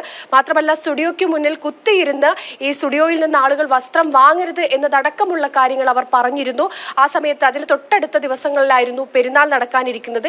അതൊക്കെ മുൻനിർത്തിയായിരുന്നു ജമാഅത്തെ ഇസ്ലാമി അങ്ങനെ ഒരു നീക്കം നടത്തിയത് എന്നൊരു വിമർശനമുണ്ട്. എന്തായാലും ഇതുമായി ബന്ധപ്പെട്ട് സമൂഹ മാധ്യമങ്ങളിലും പൊതുസമൂഹത്തിന്റെ ഇടയിലും ഒക്കെ തന്നെ വലിയ പ്രതിഷേധം ഉയർന്ന സാഹചര്യത്തിലാണ് വീണ്ടും, അതായത് തങ്ങൾ പറഞ്ഞ കാര്യങ്ങളിൽ നിന്ന് ഒട്ടും പിന്നോട്ടില്ല, തങ്ങൾ മുന്നോട്ട് തന്നെ പോവുകയാണ്. അതായത് സ്റ്റുഡിയോ അടക്കമുള്ള ഇന്ത്യൻ കമ്പനികളെ ബഹിഷ്കരിക്കണമെന്ന ജമാഅത്തെ ഇസ്ലാമിയുടെ നിലപാട് അത് വീണ്ടും ആവർത്തിക്കുകയാണ്. അതായത് ബഹിഷ്കരണം തുടരും എന്ന് തന്നെയാണ് ഈ ജമാഅത്തെ ഇസ്ലാമിയുടെ വിദ്യാർത്ഥി സംഘടനയായ SIO നേതാവ് ഈ ഷഫാഖ് വീണ്ടും ആവർത്തിച്ച് പറഞ്ഞിരിക്കുന്നത്. ഒരു സ്വകാര്യ മാധ്യമത്തിന് കൊടുത്ത അഭിമുഖത്തിലാണ് അത് പറഞ്ഞിരിക്കുന്നത്. മാത്രമല്ല, ഇസ്രയേലിനെ പിന്തുണയ്ക്കുന്ന ഇന്ത്യൻ കമ്പനികളൊക്കെ തങ്ങൾ ബഹിഷ്കരിക്കും. ഈ ബഹിഷ്കരണം അത് കൃത്യമായി തന്നെ തങ്ങൾ തുടരുമെന്നതടക്കമുള്ള കാര്യങ്ങൾ അവർ പറയുന്നുണ്ട്. പക്ഷേ ഈ സംഭവം വീണ്ടും ചർച്ചയായതോടുകൂടി സമൂഹ മാധ്യമങ്ങളിൽ കമന്റുകളിൽ ഉയരുന്ന ഏറ്റവും പ്രധാനപ്പെട്ട ചോദ്യം, ഇത്തരത്തിൽ ഇത്രയേറെ ജൂതവിരോധമുള്ളവരാണ് ജമാഅത്തെ ഇസ്ലാമി എങ്കിൽ എന്തുകൊണ്ട് തങ്ങൾ ജൂതന്മാർ കൊണ്ടുവന്നിരിക്കുന്ന ഈ ഫേസ്ബുക്കും വാട്സപ്പും ട്വിറ്ററും ഒന്നും ബഹിഷ്കരിക്കുന്നില്ല? അങ്ങനെയെങ്കിൽ ആദ്യത്തെ ബഹിഷ്കരണം അവിടെയാണ് വേണ്ടത് എന്നതടക്കമുള്ള കാര്യങ്ങളാണ് സോഷ്യൽ മീഡിയയിൽ ഈ വിഷയവുമായി ബന്ധപ്പെട്ട് ഉയരുന്നത്. മാത്രമല്ല, ഹിന്ദു ഐക്യവേദി അടക്കം ജമാഅത്തെ ഇസ്ലാമിയുടെ ഈ നിലപാടിനെതിരെ രൂക്ഷ വിമർശനവുമായി രംഗത്ത് വന്നിരുന്നു. ഈ പൊതുസമൂഹം ഈ സ്റ്റുഡിയോ ബഹിഷ്കരണം അടക്കമുള്ള കാര്യങ്ങളെ പുച്ഛത്തോടെ തള്ളിക്കളയുകയാണ് ചെയ്തിരിക്കുന്നത്. കാരണം ഈ ജമാഅത്തെ ഇസ്ലാമി പ്രതിഷേധ പ്രകടനവും സ്റ്റുഡിയോയിൽ നിന്ന് വസ്ത്രങ്ങൾ വാങ്ങരുത് എന്നതടക്കമുള്ള ആഹ്വാനമൊക്കെ ചെയ്തതിന്റെ തൊട്ടടുത്ത ദിവസം പോലും സ്റ്റുഡിയോയ്ക്ക് വലിയ തിരക്ക്, അതായത് ഈ ജമാഅത്തെ ഇസ്ലാമി പ്രസ്താവന നടത്തുന്നതിന് മുൻപുണ്ടായിരുന്നതിനേക്കാൾ തിരക്ക് ഏറിയിട്ടുണ്ട് എന്നാണ് സ്റ്റുഡിയോയിൽ നിന്ന് നമുക്ക് ലഭിക്കുന്ന വിവരം. അതായത് ജമാഅത്തെ ഇസ്ലാമി മുമ്പ് നടത്തിയ പ്രസ്താവനയും ഇപ്പോഴും സ്റ്റുഡിയോ അടക്കമുള്ള ഇന്ത്യൻ കമ്പനികളെ ബഹിഷ്കരിക്കണമെന്ന ജമാഅത്തെ ഇസ്ലാമിയുടെ നിലപാട്, ആ നിലപാടിന് പൊതുസമൂഹം കൊടുക്കുന്നത് പുല്ലുവിലയാണ് എന്നാണ് ഈ സ്റ്റുഡിയോയിൽ ജനത്തിരക്ക് കാണുമ്പോൾ മനസ്സിലാക്കുന്നത് എന്നാണ് ഒരു വിഭാഗം പറയുന്നത്. എന്തായാലും വീണ്ടും SIO ജമാഅത്തെ ഇസ്ലാമിയുടെ വിദ്യാർത്ഥി സംഘടനയായ SIO നേതാവ് ഷഫാഖാണ് ഒരു സ്വകാര്യ മാധ്യമത്തിന് കൊടുത്ത അഭിമുഖത്തിൽ തങ്ങൾ ഈ സ്റ്റുഡിയോ അടക്കമുള്ള കമ്പനികളുടെ ബഹിഷ്കരണം തുടരും, ടാറ്റ വിമർശനങ്ങൾക്ക് അതീതരല്ല എന്നതടക്കമുള്ള കാര്യങ്ങളാണ് ഇവർ പറയുന്നത്. അതായത് പ്രത്യക്ഷത്തിൽ ടാറ്റ പോലുള്ളൊരു കമ്പനിക്കെതിരെ ആണ് തങ്ങളെന്ന് അവർ പറയാതെ പറഞ്ഞിരിക്കുകയാണ്. ഈ സംഭവവുമായി ചേർത്ത് വെച്ച് പറയാനുള്ള ഒരു കാര്യം, പണ്ട് അതായത് ഈ ബ്രിട്ടീഷുകാരുടെ കമ്പനിക്ക് മുന്നിൽ ഈ ഇന്ത്യക്കാരനും നായ്ക്കും പ്രവേശനമില്ല എന്നൊരു ബോർഡ് എഴുതി വെച്ച സമയത്ത് ഈ തൻ്റെ സ്വന്തം താജ് ഹോട്ടലിന് മുന്നിൽ ഈ ബ്രിട്ടീഷുകാർക്കും നായ്ക്കും പ്രവേശനമില്ല എന്ന് എഴുതി വെച്ച ആർജവമുള്ള ടാറ്റയാണ്. ആ ടാറ്റയ്ക്കെതിരെയാണ് ഈ ജമാഅത്തെ ഇസ്ലാമിയെ പോലൊരു സംഘടന വരുന്നത്. അതുകൊണ്ട് തന്നെ ഇതിനെ പുച്ഛത്തോടെ തള്ളിക്കളയണമെന്നാണ് ഉയരുന്ന ആരോപണം. ഓക്കെ, ശരി. അനഘ വിവരങ്ങൾ നൽകുകയായിരുന്നു. DOമാരില്ലാതെ സംസ്ഥാനത്തെ 23 വിദ്യാഭ്യാസ ജില്ലകൾ. ആകെയുള്ള 41 വിദ്യാഭ്യാസ ജില്ലകളിൽ പകുതിയിലേറെ ഇടങ്ങളിലും DOമാരില്ലാത്തതിനാൽ പ്രതിസന്ധി രൂക്ഷമാണ്. യഥാസമയം സ്ഥലമാറ്റവും സ്ഥാനക്കയറ്റവും നടക്കാത്തതാണ് DOമാരില്ലാത്തതിന് പിന്നിലെ കാരണം. പ്രജിത് മോഹനൻ ചേരുന്ന വിവരങ്ങളുമായി. പ്രജിത്ത്, ഈ അധ്യയന വർഷം ആരംഭിച്ചു കഴിഞ്ഞു. DOമാരില്ലാതിരിക്കുന്നത് പകുതിയിലേറെയും വിദ്യാഭ്യാസ ജില്ലകളിലാണ്. അപ്പോൾ എങ്ങനെ കാര്യങ്ങൾ മുന്നോട്ട് കൊണ്ടുപോകും? നാഥനില്ലാ കളരിയായി മാറുന്നൊരു സാഹചര്യമൊക്കെ വരുന്നു എന്നത് സങ്കടകരമാണ്. ഇത്രയും നാൾ ഉണ്ടായിരുന്നിട്ടും എന്താണ് സംഭവിക്കുന്നത് വിദ്യാഭ്യാസ വകുപ്പിൽ?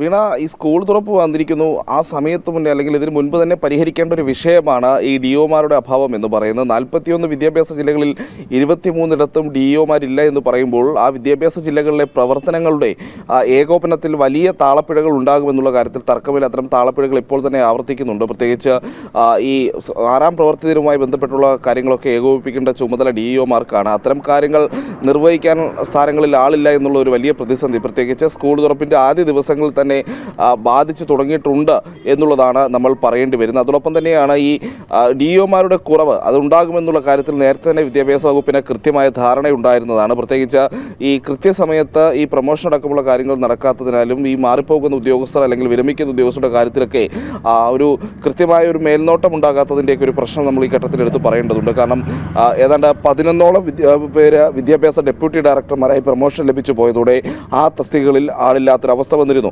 പിന്നാലെയാണ് 12 പേർ വിരമിക്കുന്നു. അങ്ങനെ 23ഓളം DOമാരുടെ പോസ്റ്റുകളിൽ ആളില്ലാത്തൊരു സാഹചര്യം വന്നത് ഇത് നേരത്തെ തന്നെ വിദ്യാഭ്യാസ വകുപ്പ് മുൻകൂട്ടി കാണേണ്ടതായിരുന്നു എന്നുള്ളതാണ് ഏറ്റവും പ്രധാനപ്പെട്ട പ്രശ്നം എന്നുള്ളത്.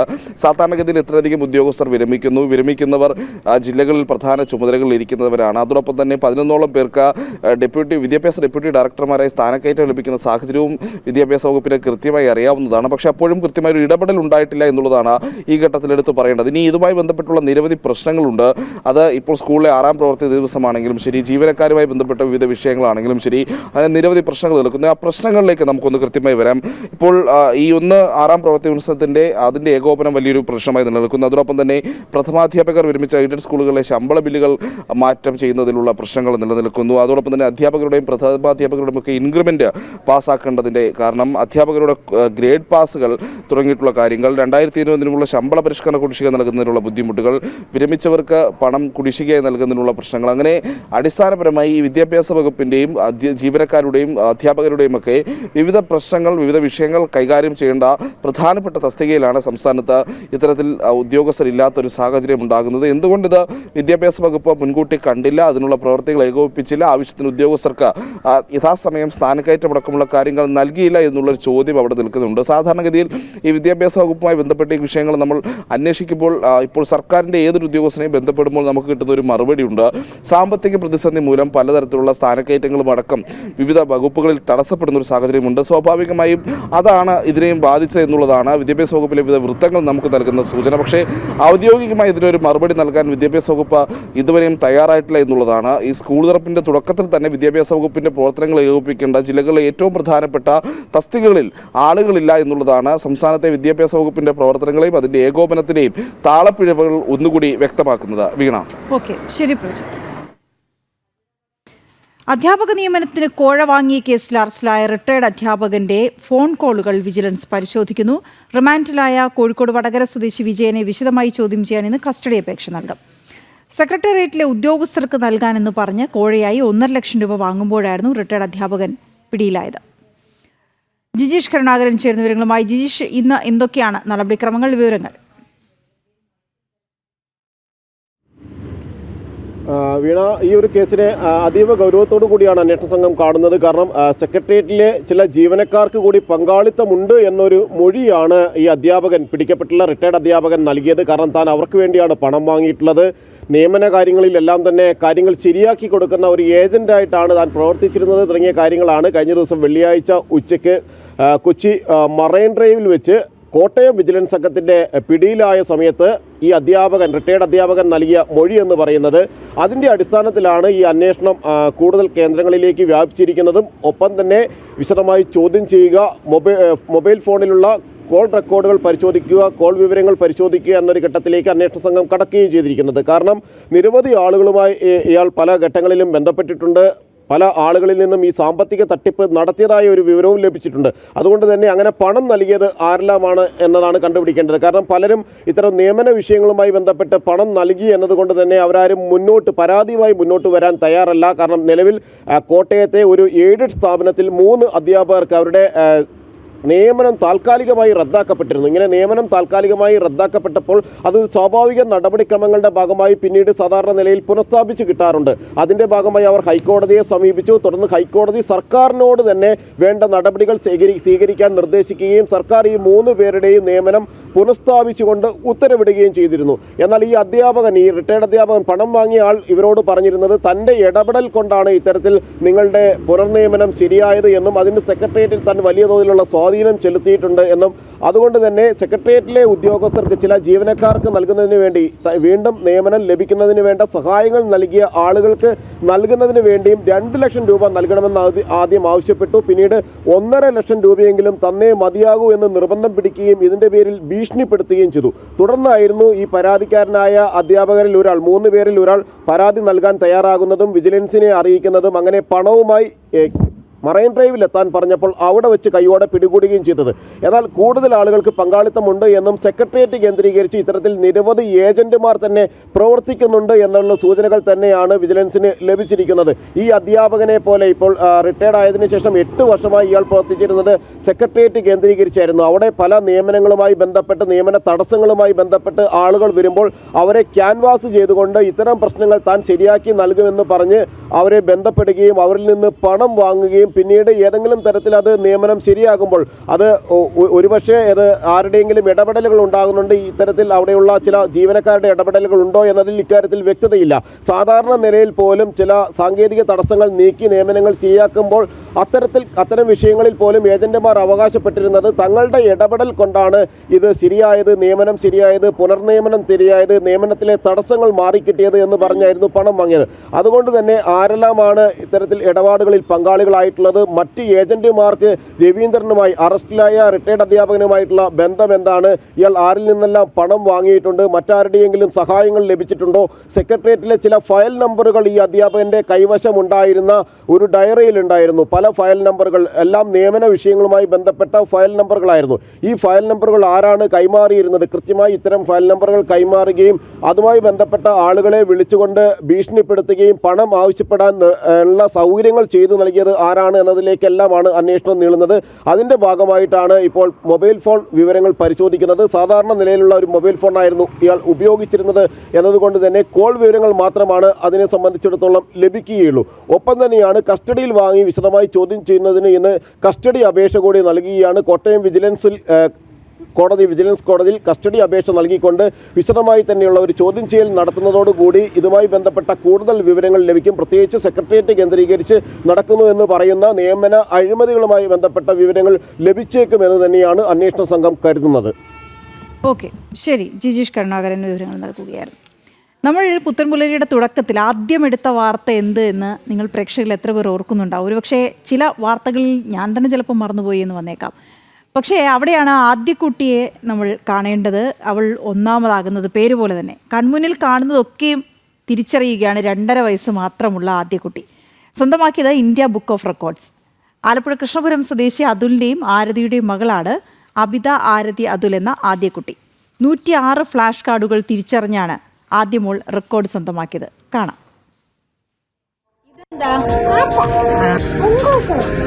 ഇതാരാ?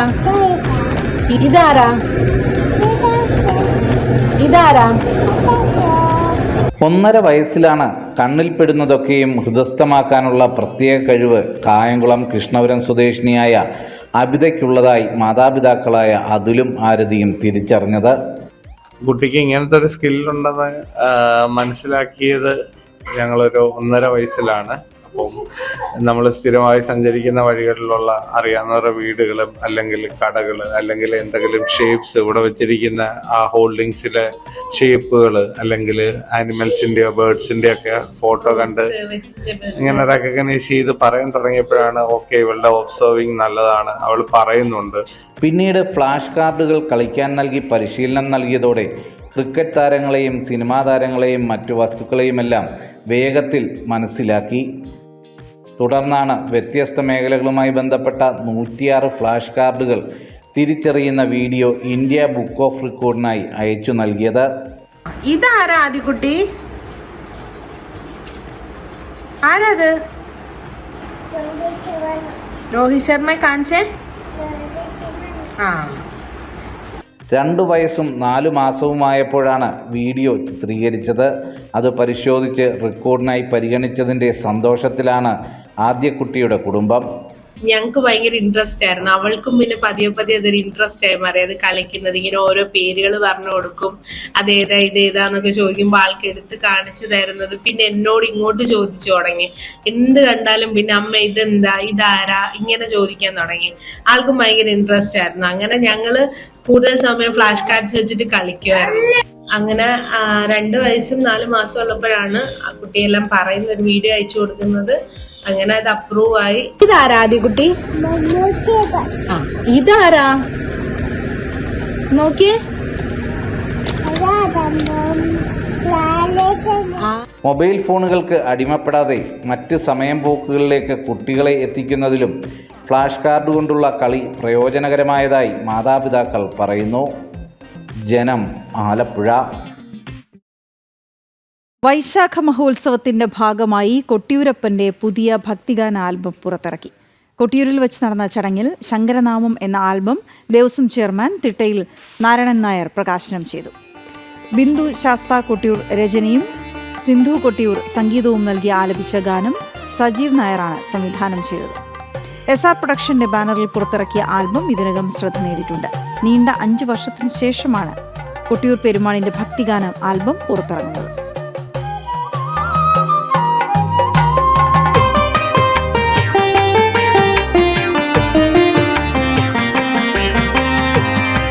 ശങ്കരനാമം ജപിച്ചു ഞാൻ ഭഗവാന്റെ പുണ്യമാം സന്നിധി തേടി. ശങ്കരനാമം ജപിച്ചു ഞാൻ ഭഗവാന്റെ പുണ്യമാം സന്നിധി തേടി. അമ്മാരക്കൽ മുന്നിലും മണിത്തറ തന്നിലും തിരുദർശനം കാത്ത് തൊഴുതു നിന്നു. അമ്മാരക്കൽ മുന്നിലും മണിത്തറ തന്നിലും തിരുദർശനം കാത്ത് തൊഴുതു നിന്നു. ശങ്കരനാമം ജപിച്ചു. നമ്മളൊരു വലിയ കാഴ്ച നേരത്തെ കണ്ടിരുന്നു. ലോകത്തെ ഏറ്റവും വലിയ കണ്ടെയ്നർ കപ്പലായ MSC ഐറീന വിഴിഞ്ഞം തുറമുഖത്ത് എത്തിയത്. ഇപ്പോൾ തുറമുഖത്ത് കപ്പൽ ബർത്ത് ചെയ്യുകയാണ്. മലയാളിയായ തൃശൂർ സ്വദേശി വില്ലി ആന്റണിയാണ് ഈ പടുകൂറ്റൻ കപ്പലിന്റെ ക്യാപ്റ്റൻ. സൗത്ത് ഏഷ്യൻ തുറമുഖങ്ങളിൽ ഐറീന എത്തുന്നത് ഇതാദ്യമാണ്. സിംഗപ്പൂരിൽ നിന്ന് എത്തുന്ന കപ്പൽ വിഴിഞ്ഞം വഴി യൂറോപ്പിലേക്കാണ് പോകുന്നത്. ടിൻഡു ദാസ് ചേരുന്നുണ്ട് വിവരങ്ങളുമായി. ടിൻഡു, കപ്പൽ ബർത്ത് ചെയ്തു തുടങ്ങിയോ?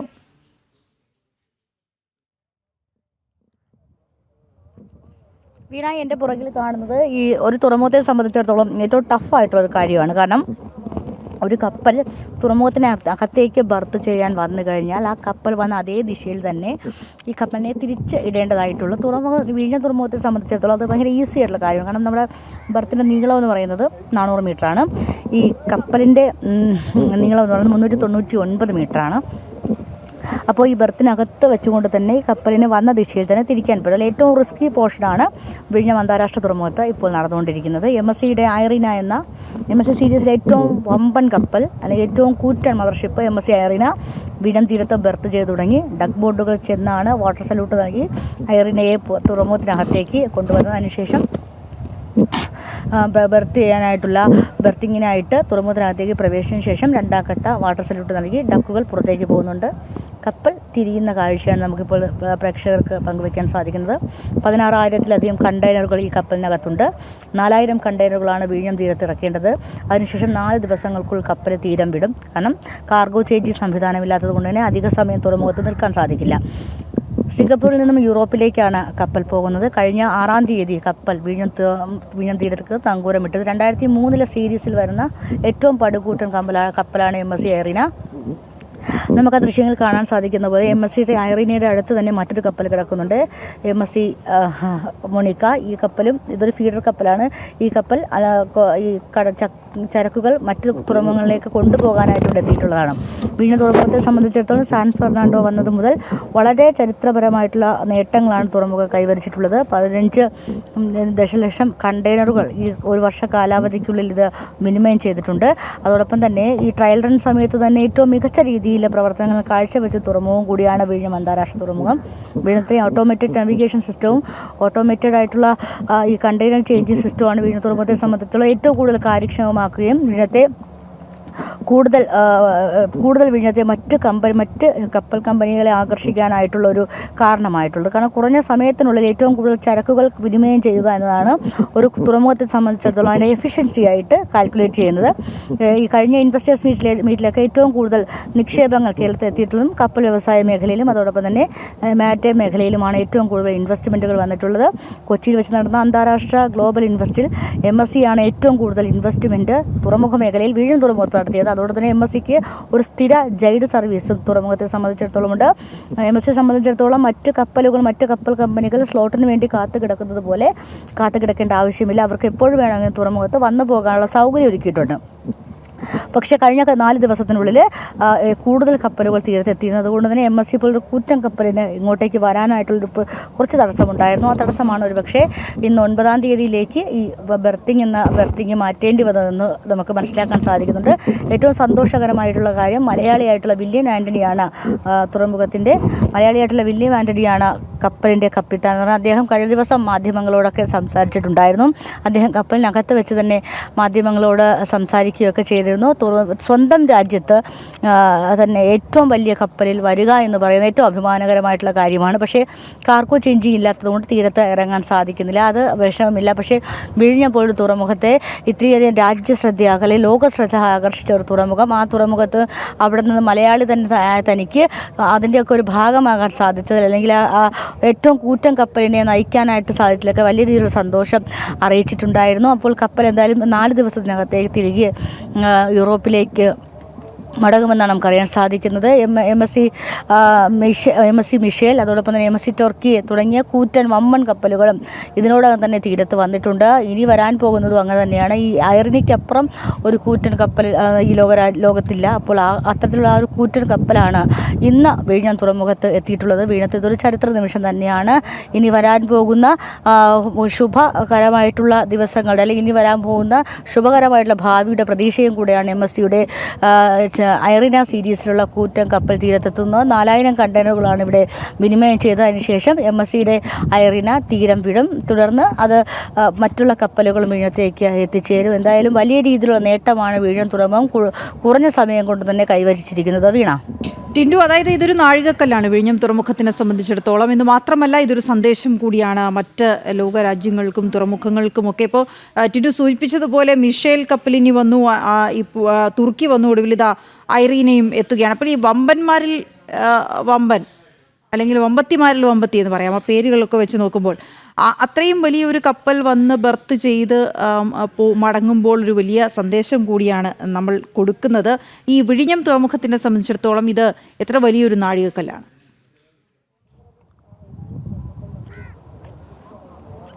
തുറമുഖത്തെ സംബന്ധിച്ചിടത്തോളം ഏറ്റവും പ്രധാനപ്പെട്ട ഒരു നാഴികക്കല്ലാണ്. തുറമുഖത്തിൻ്റെ വികസന ഘട്ടങ്ങൾ അല്ലെങ്കിൽ 1ാം ഘട്ടം പൂർത്തിയാകുമ്പോൾ തന്നെ വലിയ രീതിയിലുള്ള നേട്ടങ്ങൾ തുറമുഖം കൈവരിച്ചിരിക്കുന്നു എന്ന് മനസ്സിലാക്കാൻ സാധിക്കും. നമുക്ക് ഈ തുറമുഖത്ത് നേരിട്ട് വന്ന് കാണുമ്പോഴാണ് മനസ്സിലാക്കുന്നത് ഇനിയും ഒരുപാട് വികസന പ്രവർത്തനം അല്ലെങ്കിൽ ഇനിയും ഒരുപാട് പ്രവർത്തനങ്ങൾ തുറമുഖത്തെ സംബന്ധിച്ചിടത്തോളം ബാക്കിയുണ്ട്. 2ാം ഘട്ട പ്രവർത്തനങ്ങൾ, ഫ്യൂൽ ബങ്കിങ് തുടങ്ങിയ കാര്യങ്ങളൊക്കെ ബാക്കിയുണ്ടെങ്കിൽ പോലും വിഴിഞ്ഞത്തെ 1ാം ഘട്ട നിർമ്മാണ പ്രവർത്തനങ്ങൾ പൂർത്തിയായതിനു ശേഷം ഏതാണ്ട് 300-ലധികം കപ്പലുകൾ ട്രയൽ റൺ കഴിഞ്ഞിട്ട് ഇപ്പോൾ 5 മാസങ്ങൾ പിന്നിടുകയാണ്. ട്രയൽ റൺ കഴിയുമ്പോൾ 300-ലധികം കപ്പലുകൾ വിഴിഞ്ഞം തീരത്ത് വന്നു പോയി എന്നതാണ് ഏറ്റവും പ്രധാനപ്പെട്ട കാര്യം. വന്നു പോയി എന്ന് മാത്രമല്ല കണ്ടെയ്നറുകൾ കൈകാര്യം ചെയ്തിട്ടുണ്ട്. ഒരു കുറഞ്ഞ സമയത്തിന് ഒരു തുറമുഖത്തെ സംബന്ധിച്ചിടത്തോളം അതിൻ്റെ എഫിഷ്യൻസി മറ്റ് രാജ്യങ്ങൾ, മറ്റ് തുറമുഖ കമ്പനികളൊക്കെ ശ്രദ്ധിക്കുക അല്ലെങ്കിൽ നോട്ട് ചെയ്യുന്നത് അവരുടെ എഫിഷ്യൻസിയാണ്. അപ്പോൾ അത് കുറഞ്ഞ സമയം കൊണ്ട് കൂടുതൽ ചരക്കുകൾ വിനിമയം ചെയ്യുക എന്നാണ് ഒരു തുറമുഖത്തെ സംബന്ധിച്ചിടത്തോളം എഫിഷ്യൻസി. ആ എഫിഷ്യൻസിയിൽ വിഴിഞ്ഞം 100% നീതി പുലർത്തിയിട്ടുണ്ടെന്ന് നമുക്ക് ഈ ഘട്ടത്തിൽ പറയാൻ സാധിക്കും.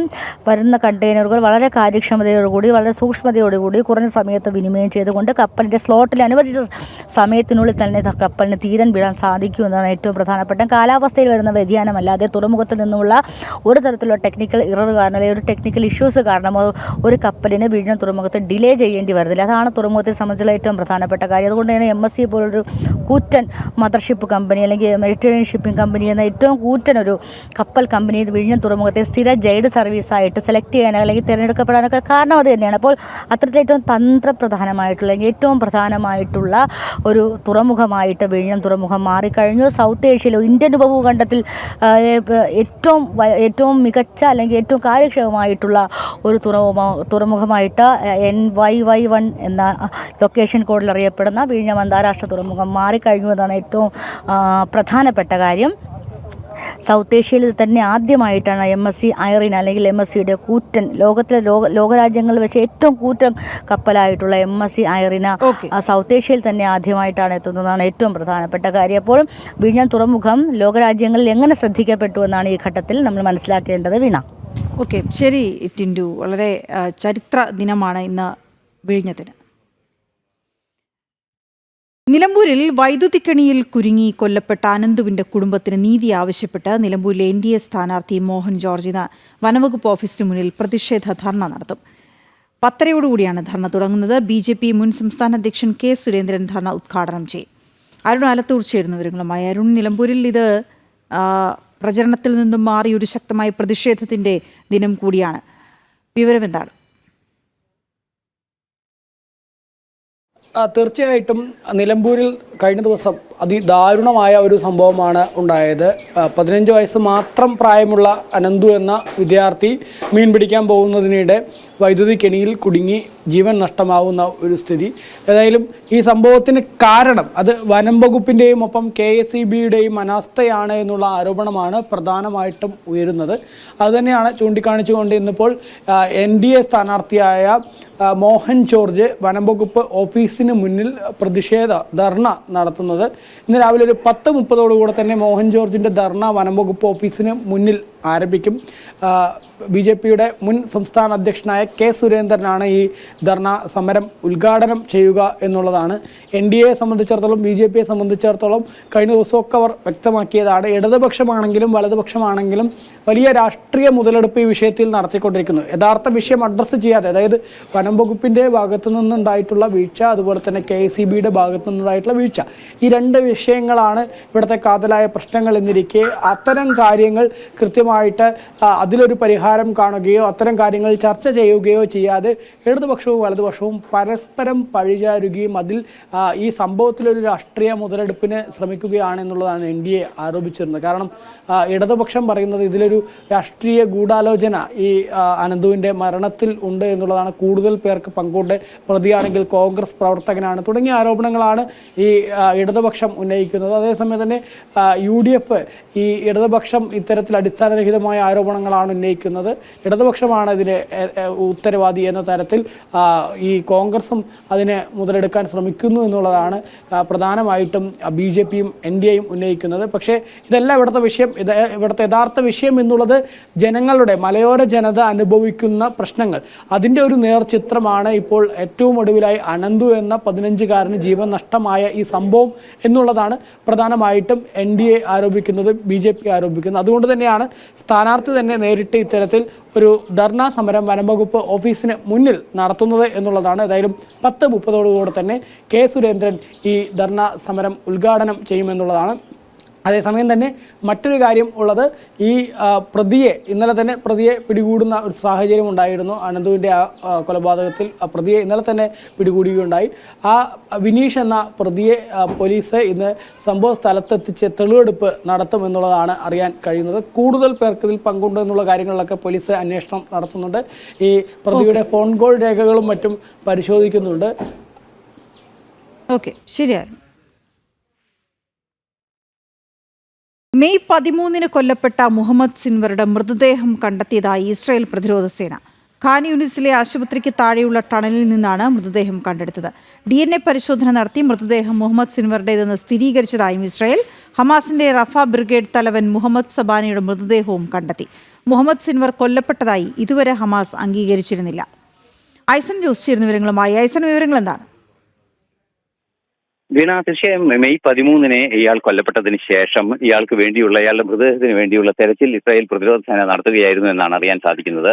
ഈ അടുത്ത ദിവസമാണ് ഇദ്ദേഹത്തിന്റെ മൃതദേഹം കണ്ടെത്തുകയും മൃതദേഹത്തിൽ DNA പരിശോധന ഉൾപ്പെടെ നടക്കുകയും ചെയ്തത്. മുഹമ്മദ് സിൻവർ തന്നെയാണെന്ന് സ്ഥിരീകരിച്ചതിന് ശേഷമാണ് വിവരങ്ങളെല്ലാം പുറത്തുവിടുകയും ചെയ്യുന്നത്. ഇത്തരത്തിൽ പുറത്തുവിട്ട വിവരങ്ങളുടെ അടിസ്ഥാനത്തിലാണ് ഇപ്പോൾ ആ മൃതദേഹം എന്ന് സ്ഥിരീകരിച്ചതിന് ശേഷം, ഒപ്പം നമുക്ക് നേരത്തെ പറഞ്ഞതുപോലെ മുഹമ്മദ് സബാൻ എന്ന് പറയുന്ന മറ്റൊരു കമാൻഡറുടെ കൂടി, വേറൊരു വിഭാഗത്തിന്റെ കമാൻഡറുടെ കൂടി മൃതദേഹം കണ്ടെത്തിയിരുന്നു എന്നാണ് അറിയാൻ സാധിക്കുന്നത്. യൂറോപ്പിലെ ഒരു യൂറോപ്യൻ ആശുപത്രിയുടെ കീഴിലുള്ള ടണലിൽ, നമുക്കറിയാവുന്നതാണ്, നേരത്തെ തന്നെ പലതവണ വിശദീകരിച്ച സംഭവം കൂടിയാണ് ഇസ്രായേൽ. അതായത് ജനവാസ കേന്ദ്രങ്ങൾക്ക് കീഴിലും ജനവാസ കേന്ദ്രങ്ങളുടെ മേഖലകളിലുമെല്ലാം തന്നെ ആയുധങ്ങളും ഭീകര കേന്ദ്രങ്ങളും സ്ഥാപിക്കുന്നത് വഴി മനുഷ്യ കവചമാക്കുന്നു എന്നതിനൊരു തെളിവ് കൂടിയാണ് ഇപ്പോൾ നമുക്ക് മനസ്സിലാക്കാൻ സാധിക്കുന്ന വിവരങ്ങൾ.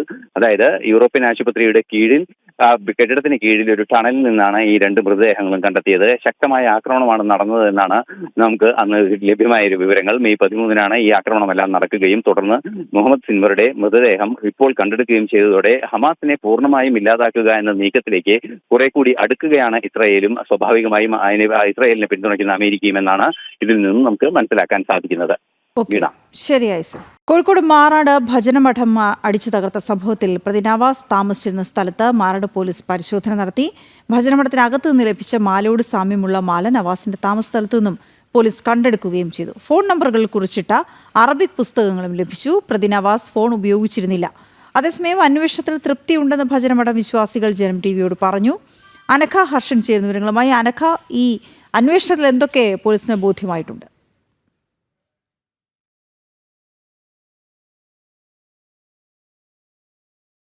അനഘ, കേൾക്കാൻ കഴിയുന്നുണ്ട് എങ്കിൽ ഈ പ്രതി താമസിച്ചിരുന്ന സ്ഥലത്തൊക്കെ പോലീസ് പരിശോധന നടത്തുന്ന സാഹചര്യം ഉണ്ടായല്ലോ.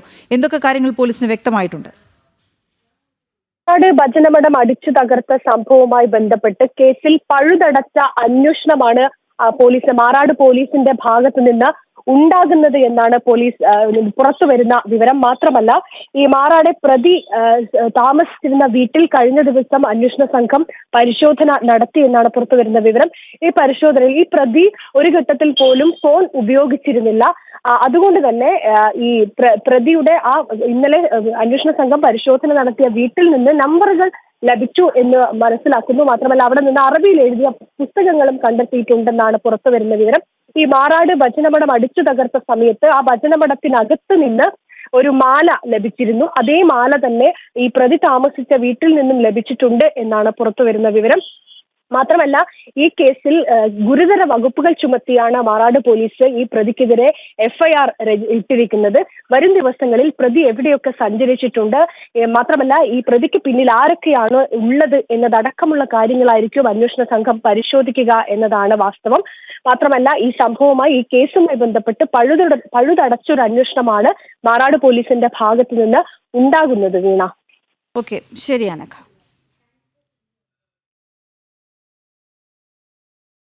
നിയമപാലനമാണ് പോലീസിന്റെ പ്രധാന ചുമതല. അപ്രതീക്ഷിതമായി വാക്കത്തിയുമായി 2 പോലീസുകാർ എത്തിയത് ഇടുക്കി അടിമാലി പൊളിഞ്ഞ പാലത്തെ ആളുകളെ ഒന്ന് അങ്കലാപ്പിലാക്കി. സംഭവം എന്താണെന്ന് വെച്ചാൽ, പോലീസുകാർ ആ കത്തിയുമായി എത്തിയത് എന്തിനാണ് എന്ന് അറിയേണ്ടിയിരിക്കുന്നു. കണ്ടുവരാം.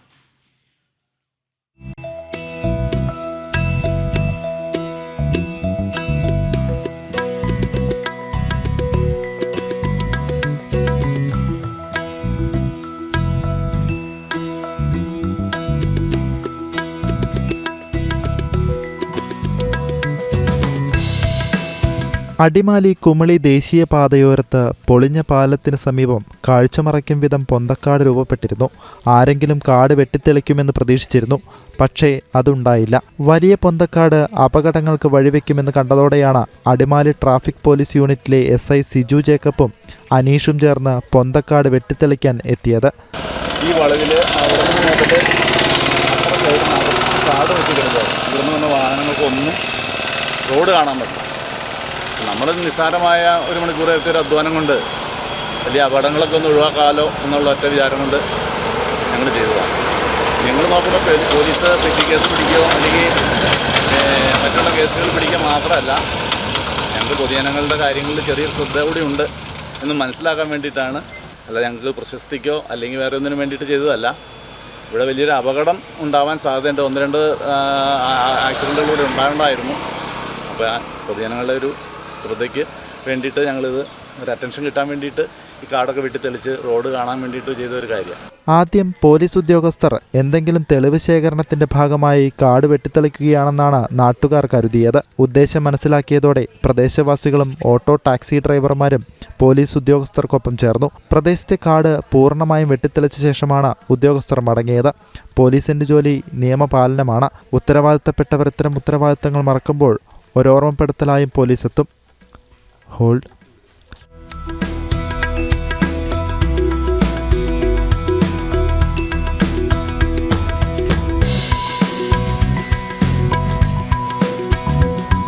ജനം, ഇടുക്കി. ഇന്ന് അർദ്ധരാത്രി ആരംഭിക്കുന്ന ട്രോളിംഗ് നിരോധനത്തോടെ ഷിപ്പിംഗ് ബോട്ട് തൊഴിലാളികൾ കൂടുതൽ വറുതിയിലേക്ക് പോവുകയാണ്. പ്രതികൂല കാലാവസ്ഥയ്ക്കും ഈ കപ്പൽ അപകടത്തിനുമൊക്കെ പിന്നാലെയുള്ള ട്രോളിംഗ് നിരോധനം ഇളവ് വരുത്തണമെന്നാവശ്യപ്പെട്ടെങ്കിലും സർക്കാർ ചെവിക്കൊണ്ടിട്ടില്ല. മനോജ് ചേരുന്നുണ്ട് വിവരങ്ങളുമായി. മനോജ്, ഈ കഴിഞ്ഞ കുറച്ച് ദിവസങ്ങളായി തന്നെ മത്സ്യബന്ധനം വലിയ പ്രതിസന്ധിയിലായിരുന്നു. കാലവർഷമായിരുന്നു. കാറ്റ് വീശാനുള്ള സാധ്യത, വളരെ വേഗത്തിലുള്ള കാറ്റ് വീശാനുള്ള സാധ്യതയൊക്കെ മുന്നിൽ കണ്ട് മത്സ്യത്തൊഴിലാളികൾ കടലിൽ പോകുന്നതിന് വിലക്കുണ്ടായിരുന്നു. അതിനുശേഷം നമുക്കറിയാം കണ്ടെയ്നറുകൾ കടലിൽ പതിച്ചതുമായി ബന്ധപ്പെട്ട് അങ്ങനെയും ചില നിയന്ത്രണങ്ങളൊക്കെ ഉണ്ടായിരുന്നു. അതിനുശേഷം ഇപ്പോൾ വളരെ പെട്ടെന്ന് ട്രോളിംഗ് നിരോധനത്തിലേക്ക് പോകുമ്പോൾ ഒരു ആശ്വാസവും സർക്കാരിൻ്റെ ഭാഗത്തു നിന്ന് ഉണ്ടാകാത്ത സാഹചര്യം കൂടിയുണ്ട്. എങ്ങനെയാണ് ഇത് കൈകാര്യം ചെയ്യുക എന്ന് പോലും അവർ വ്യക്തമാകാത്ത സാഹചര്യത്തിൽ നിൽക്കുകയാണ്. എന്തൊക്കെ വിവരങ്ങളാണ് അവിടെ നിന്നുള്ളത്?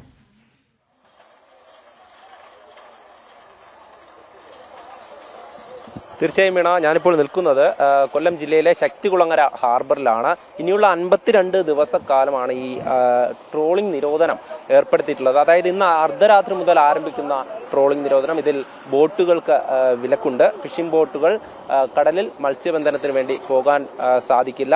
അതോടൊപ്പം തന്നെ ഏതെങ്കിലും തരത്തിൽ വിലക്ക് ലംഘിച്ചാൽ കടുത്ത നടപടികളിലേക്ക് നീങ്ങുമെന്നുമാണ് സർക്കാർ അറിയിച്ചിട്ടുള്ളത്. നേരത്തെ സൂചിപ്പിച്ചതുപോലെ തന്നെ ഒരു പ്രതികൂല കാലാവസ്ഥ, അതിനുശേഷമുണ്ടായ കപ്പലപകടം, ഇതെല്ലാം തന്നെ വലിയ തരത്തിലൊരു പ്രതിസന്ധി ഉണ്ടാക്കുമ്പോൾ അടുത്ത ജീവിതം എങ്ങനെ മുന്നോട്ട് കൊണ്ടുപോകണമെന്നുള്ള ആ ഒരു പ്രതിസന്ധിയൊക്കെ തരണം ചെയ്ത് മുന്നോട്ട് കൊണ്ടുപോകാമെന്ന പ്രതീക്ഷയിൽ നിൽക്കുമ്പോഴാണ് വീണ്ടും ഒരു ട്രോളിംഗ് നിരോധനം വരുന്നത്. അതിലൊക്കെ തന്നെ വലിയ ബുദ്ധിമുട്ടാണ്. കഴിഞ്ഞ ദിവസം ഉൾപ്പെടെ അവർ നമ്മളോട് വ്യക്തമാക്കിയിരുന്നു, വലിയ ബുദ്ധിമുട്ട് അനുഭവിക്കുന്നുണ്ട്. ഈ സ്കൂൾ തുറന്ന ദിവസങ്ങളിലാണ് കുട്ടികൾ സ്കൂളിലേക്ക് പോകേണ്ട ആ ഒരു ദിവസങ്ങൾ, അതിനുവേണ്ട ചെലവുകളൊക്കെ അങ്ങനെ നിൽക്കുമ്പോൾ സാധാരണ മത്സ്യത്തൊഴിലാളികൾക്ക്, അതായത് ബോട്ടിൽ പോകുന്ന മത്സ്യത്തൊഴിലാളികൾക്ക് ഇത് വലിയ പ്രതിസന്ധിയുടെ കാലഘട്ടമാണ്. അതോടൊപ്പം തന്നെ ബോട്ട് ഉടമകൾക്കും അതുപോലെ തന്നെയാണ് വലിയ നഷ്ടങ്ങൾ ഉണ്ടാകുന്നു. ഇതിനിടയിലാണ് ഈ ഒരു ട്രോളിംഗ് നിരോധനം വന്നത്.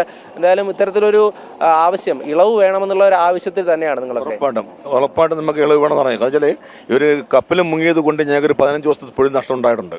പിന്നെ കാലാവസ്ഥയും നമുക്ക് അനുകൂലമായിരുന്നില്ല. അങ്ങനെ ഉണ്ടായ തൊഴിൽ നഷ്ടവും ഞങ്ങൾക്ക് ഈ കാലയളവിൽ ട്രോളിംഗ് നിരോധനത്തിന് ഈ 15 ദിവസം നമുക്ക് ഇളവ് തന്ന് സഹായിക്കണം. ഗവൺമെൻറ് സൈഡിൽ സഹായം ഉണ്ടാവണമെന്നാണ് ഞങ്ങളുടെ ഈ മത്സ്യത്തൊഴിലാളികളുടെയും എല്ലാ പ്രവർത്തിക്കുന്ന എല്ലാ തൊഴിലാളികളുടെയും ആവശ്യം. അതാണ് ഒരു 15 ദിവസമെങ്കിലും ഞങ്ങൾക്ക് ഇളവ് തന്നു കഴിഞ്ഞാൽ അത്രയും തൊഴിൽ നഷ്ടം ഞങ്ങൾക്ക് മേക്കപ്പ് ചെയ്ത് പോകാൻ പറ്റും. അതുകൊണ്ട് ഗവൺമെൻറ് അതിന് മുൻകൈ എടുക്കണമെന്നാണ് താല്പര്യം. തീർച്ചയായും നേരത്തെ തന്നെ, അതായത് മുൻപും ഈ ട്രോളിംഗ് നിരോധനമൊക്കെ വരാറുണ്ട്. അപ്പോഴൊക്കെ നമ്മൾ വലിയ ബുദ്ധിമുട്ട് തന്നെയാണ് കുടുംബങ്ങൾ അനുഭവിക്കുന്നത്. ഭയങ്കര ബുദ്ധിമുട്ടുകൾ തന്നെ അനുഭവിക്കുന്നത് മത്സ്യത്തൊഴിലാളികൾ. ഇതിന് മുമ്പ് 25 ദിവസമായിരുന്നു ട്രോളിംഗ് നിരോധനം. ഇപ്പോൾ ഈ 52 ദിവസമാക്കിയപ്പോൾ തന്നെ ഒരുപാട് ബുദ്ധിമുട്ടുകളാണ് അനുഭവിക്കുന്നത്. തീർച്ചയായും 52 ദിവസം എന്നത് ചെറിയൊരു കാലയളവല്ല.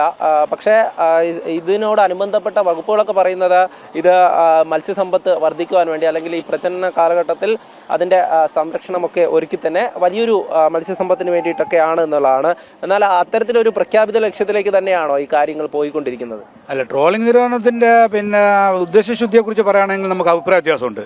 കാരണം യഥാർത്ഥത്തിൽ ഈ ഉപരിതല മത്സ്യത്തിന് മുട്ടയിടുന്ന സമയത്ത് അടിത്തട്ടിൽ മത്സ്യം പിടിക്കുന്ന ബോട്ടുകളെയാണ് നിരോധിക്കുന്നത്. ഉപരിതല മത്സ്യത്തിന് ഇവിടെ എപ്പോഴും നിരോധനമൊന്നുമില്ല, അവർ മത്സ്യബന്ധനം നടത്തുന്നുണ്ട്. ഞങ്ങൾ പിടിക്കുന്ന അടിത്തട്ടിലെ മത്സ്യമാണ്. ഈ അടിത്തട്ടിൽ പിടിക്കുന്ന ഒരു മത്സ്യം യഥാർത്ഥത്തിൽ ഈ കാലയളവിലല്ല മുട്ടയിടുന്നത്. ഞങ്ങൾ പിടിക്കുന്ന കട്ടിൽ ഫിഷ് ആയാലും സ്കുഡ് ആയാലും ഒക്ടോപ്പസ് ആയാലും റാണി ഫിഷ് ആയാലും ലിസാർഡ് ഫിഷ് ആയാലും എക്സ്പോർട്ട് ഓറിയൻറ്റഡ് ആയിട്ടുള്ള ഈ ഫിഷ് എല്ലാം പിടിക്കുന്ന യഥാർത്ഥത്തിലും പ്രജനനം നടത്തുന്ന നവംബർ, ഡിസംബർ, ജനുവരി, ഫെബ്രുവരി മാസങ്ങളിലാണ്. അപ്പോൾ ട്രോളിംഗ് നിരോധനമാണ് നടപ്പിലാക്കുന്നതെങ്കിൽ തീർച്ചയായും നടപ്പിലാക്കേണ്ടത് ഡിസംബർ, ജനുവരി, ഫെബ്രുവരി ഈ 3 മാസത്തിൽ ഏതെങ്കിലും 2 മാസമാണ് കണ്ടെത്തേണ്ടത്. ഇതിപ്പോൾ യഥാർത്ഥത്തിൽ ഉപരിതല മത്സ്യബന്ധനമാണ് നടക്കുന്നത്, പെലാജിക് ഫിഷിംഗ് ആണ് നടക്കുന്നത്. അപ്പോൾ ട്രോളിംഗ് നിരോധനത്തിൻ്റെ ഉദ്ദേശത്തെ സംബന്ധിച്ച് നമുക്ക് അത്തരത്തിലാണ് നമ്മുടെ അഭിപ്രായം. കാരണം ഇതുകൊണ്ട് ഒരു പ്രയോജനം നാളിതുവരെ ഉണ്ടായിട്ടില്ല. വർഷം ഇപ്പോൾ 37 കഴിഞ്ഞ് 38ാമത്തെ വർഷത്തോളമായി വരുന്നു. പരീക്ഷണാടിസ്ഥാനത്തിൽ 3 വർഷത്തേക്ക് തുടങ്ങി വെച്ച ട്രോളിംഗ് നിരോധനമാണ്. മറ്റൊന്നെന്ന് വെച്ചാൽ നമുക്കിപ്പോൾ ഈ കപ്പലപകടവുമായി ബന്ധപ്പെട്ടുകൊണ്ട് നമുക്ക് സംഭവിച്ചിരിക്കുന്ന ഏകദേശം 2 ആഴ്ചയോളം നമുക്ക് തൊഴിൽ നഷ്ടപ്പെട്ടു. വലിയ സാമ്പത്തിക നഷ്ടം ഉടമകൾക്ക്, യാനങ്ങളിൽ നിന്നും ഉപകരണങ്ങളും ഒക്കെ നഷ്ടപ്പെട്ടു. അപ്പോൾ അത്തരത്തിൽ വലിയ പ്രതിസന്ധിയാണ്. ഇത് പരിഹരിച്ചു തരാനായിട്ട് സർക്കാരിൽ നമുക്ക് കിട്ടിയത് 1000 രൂപയും 6 കിലോ അരിയുമാണ് പറഞ്ഞിരിക്കുന്നത്. ഈ മത്സ്യത്തൊഴിലാളി കുടുംബങ്ങൾക്കൊന്നും ഇതുകൊണ്ട് അവരുടെ പ്രശ്നങ്ങളൊന്നും പരിഹരിക്കാൻ പറ്റത്തില്ല.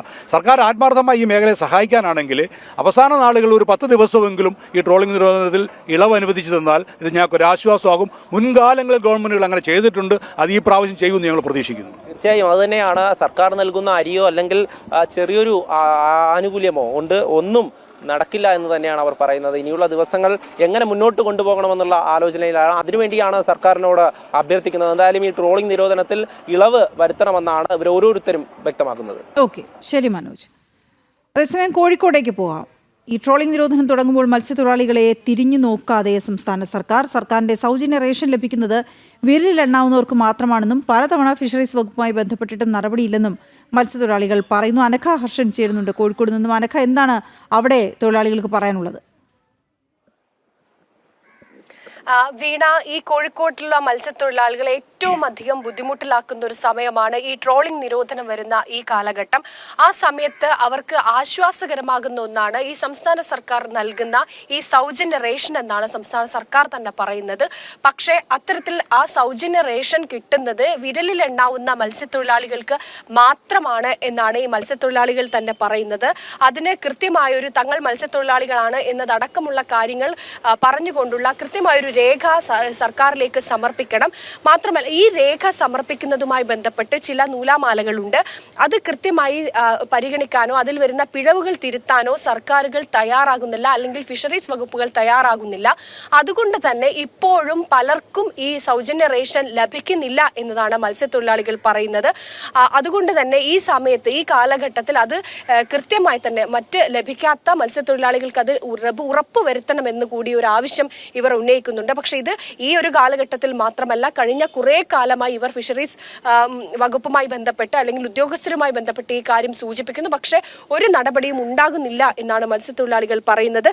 മറ്റൊന്ന്, ഈ ട്രോളിംഗ് നിരോധന സമയത്ത് മത്സ്യത്തൊഴിലാളികൾക്ക് ആശ്വാസകരമാകേണ്ട ഒന്നാണ് ഈ മത്സ്യത്തൊഴിലാളി സമ്പാദ്യ സമാശ്വാസ പദ്ധതി പ്രകാരം ഈ മത്സ്യത്തൊഴിലാളികൾ തന്നെ ഒരു തുക ഇതിലേക്ക് നിക്ഷേപിക്കും. അതിനുശേഷം കേന്ദ്ര സർക്കാരും സംസ്ഥാന സർക്കാരും ഒരു തുക ഇതിലേക്ക് നിക്ഷേപിക്കും. ഈ ട്രോളിംഗ് നിരോധന സമയത്ത് മത്സ്യത്തൊഴിലാളികൾക്ക് ഈ തുക ലഭിക്കും.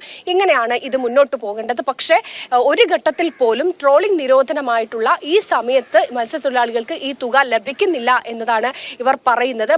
മാത്രമല്ല, അതായത് മുൻ കാലഘട്ടത്തിൽ ഏതെങ്കിലും അതായത് ട്രോളിംഗ് നിരോധനം കഴിഞ്ഞാലെങ്കിലും ഈ തുക ലഭിച്ചിരുന്നു. പക്ഷേ ഇപ്പോൾ ഏറെ കാലതാമസം എടുക്കുമ്പോൾ മാത്രമാണ് ഈ തുക ലഭിക്കുന്നത് എന്നതാണ് വാസ്തവം എന്നാണ് മത്സ്യത്തൊഴിലാളികൾ പറയുന്നത്. അതായത് ഒരു ഉദാഹരണ സഹിതം പറയുകയാണെങ്കിൽ, ഈ മത്സ്യത്തൊഴിലാളികൾ ഈ പദ്ധതിയിലേക്ക് 1500 രൂപ നിക്ഷേപിച്ചാൽ സംസ്ഥാന സർക്കാരും കേന്ദ്ര സർക്കാരും അത് 1500 രൂപ സഹിതം ഈ പദ്ധതി പ്രകാരം ഇതിലേക്ക് നിക്ഷേപിക്കണം എന്നതാണ്.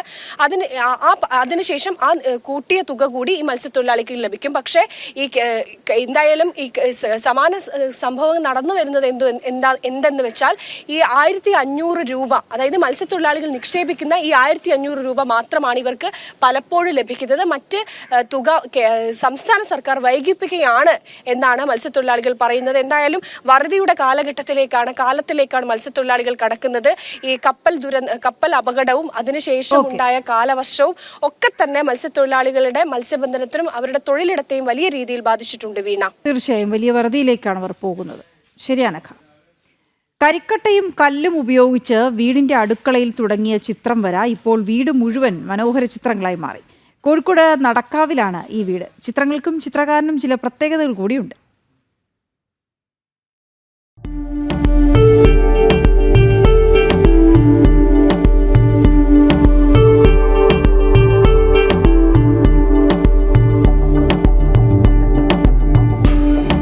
അക്ഷരങ്ങൾക്കേറെ പ്രിയപ്പെട്ടിടമായിരുന്നു ഒരു കാലത്ത് ഇവിടം. ഉറൂബെന്ന PC കുട്ടികൃഷ്ണന്മാരാരുടെ വീട്. പക്ഷെ ഈ വീടിപ്പോൾ വാർത്തകളിൽ ഇടം പിടിക്കുന്നത് വീട്ടിലെ ചുമരുകളിലെ ഈ മനോഹര ചിത്രങ്ങൾ കൊണ്ടാണ്. വീടിന്റെ ഉമ്മറക്കോലായിൽ വിരുന്നുകാരെ കാത്തിരിക്കുന്ന കുഞ്ഞു പക്ഷി. അകത്ത് കടന്നാൽ അതിലും മനോഹര ചിത്രങ്ങൾ. കണ്ണെടുക്കാതെ നോക്കിയിരിക്കാനും തോന്നും. ഈ കലാസൃഷ്ടിയുടെ പിന്നിലെ കലാകാരൻ ഉറൂബിന്റെ മകൻ സുധാകരൻ. നമ്മളൊരു കൺസെപ്റ്റ് ഉണ്ടാവും അതിനെ പറ്റിയിട്ട്. അപ്പോൾ ആ കൺസെപ്ച്വൽ ആർട്ടിലാണ് ഞാൻ പറഞ്ഞല്ലോ, ആദ്യം മുതൽ തന്നെ എൻ്റെ ഒരു ഫോക്കസ് അവിടെയാണ്. കാരണം എന്താണെന്ന് വെച്ചിട്ടുണ്ടെങ്കിൽ, യൂറോപ്യൻ ഇതാണ്, ഭാവുകത്താണ്. എന്നിരുന്നാലും ശരി, ഒരു അത്തരത്തിൽ ചെയ്യാൻ പറ്റുള്ളൂ എന്നുള്ളൊരു അതുണ്ടാക്കി. കൺസെപ്ച്വലായിട്ടുള്ള അങ്ങനെ ചെയ്യാൻ പറ്റുള്ളൂ എന്നുള്ളത്. അങ്ങനെയുള്ളൊരു ഇത് ഒരു ഭാഗത്ത് നിൽക്കും, ഒരു ഭാഗത്ത് നമ്മുടെ ഭാരതീയമായിട്ടുള്ള കലാരീതികളും അഡാപ്റ്റ് ചെയ്യും. അച്ഛൻ അക്ഷരങ്ങളോടാണ് പ്രണയമെങ്കിൽ മകന് ചിത്രങ്ങളോടും വരയോടും മാത്രമായിരുന്നു കമ്പം. കരിക്കട്ടയും കല്ലും ഉപയോഗിച്ചും ആദ്യം ചിത്രം വരച്ചത് വീട്ടിലെ അടുക്കളക്കോലായിൽ. ആ വര പിന്നെ വീടിന്റെ ചുമരിലേക്ക് പടരുകയായിരുന്നു. വെറുമൊരു വര മാത്രമല്ല ഈ ചിത്രങ്ങൾ. ചില കാര്യങ്ങൾ കാഴ്ചക്കാരോട് സംവദിക്കുന്നുണ്ട്. അതിൽ ചില രാഷ്ട്രീയ സാമൂഹിക വിമർശനങ്ങളും ഉണ്ടെന്നതാണ് വാസ്തവം. ജനം, കോഴിക്കോട്. അംഗം മുറുകുന്നു.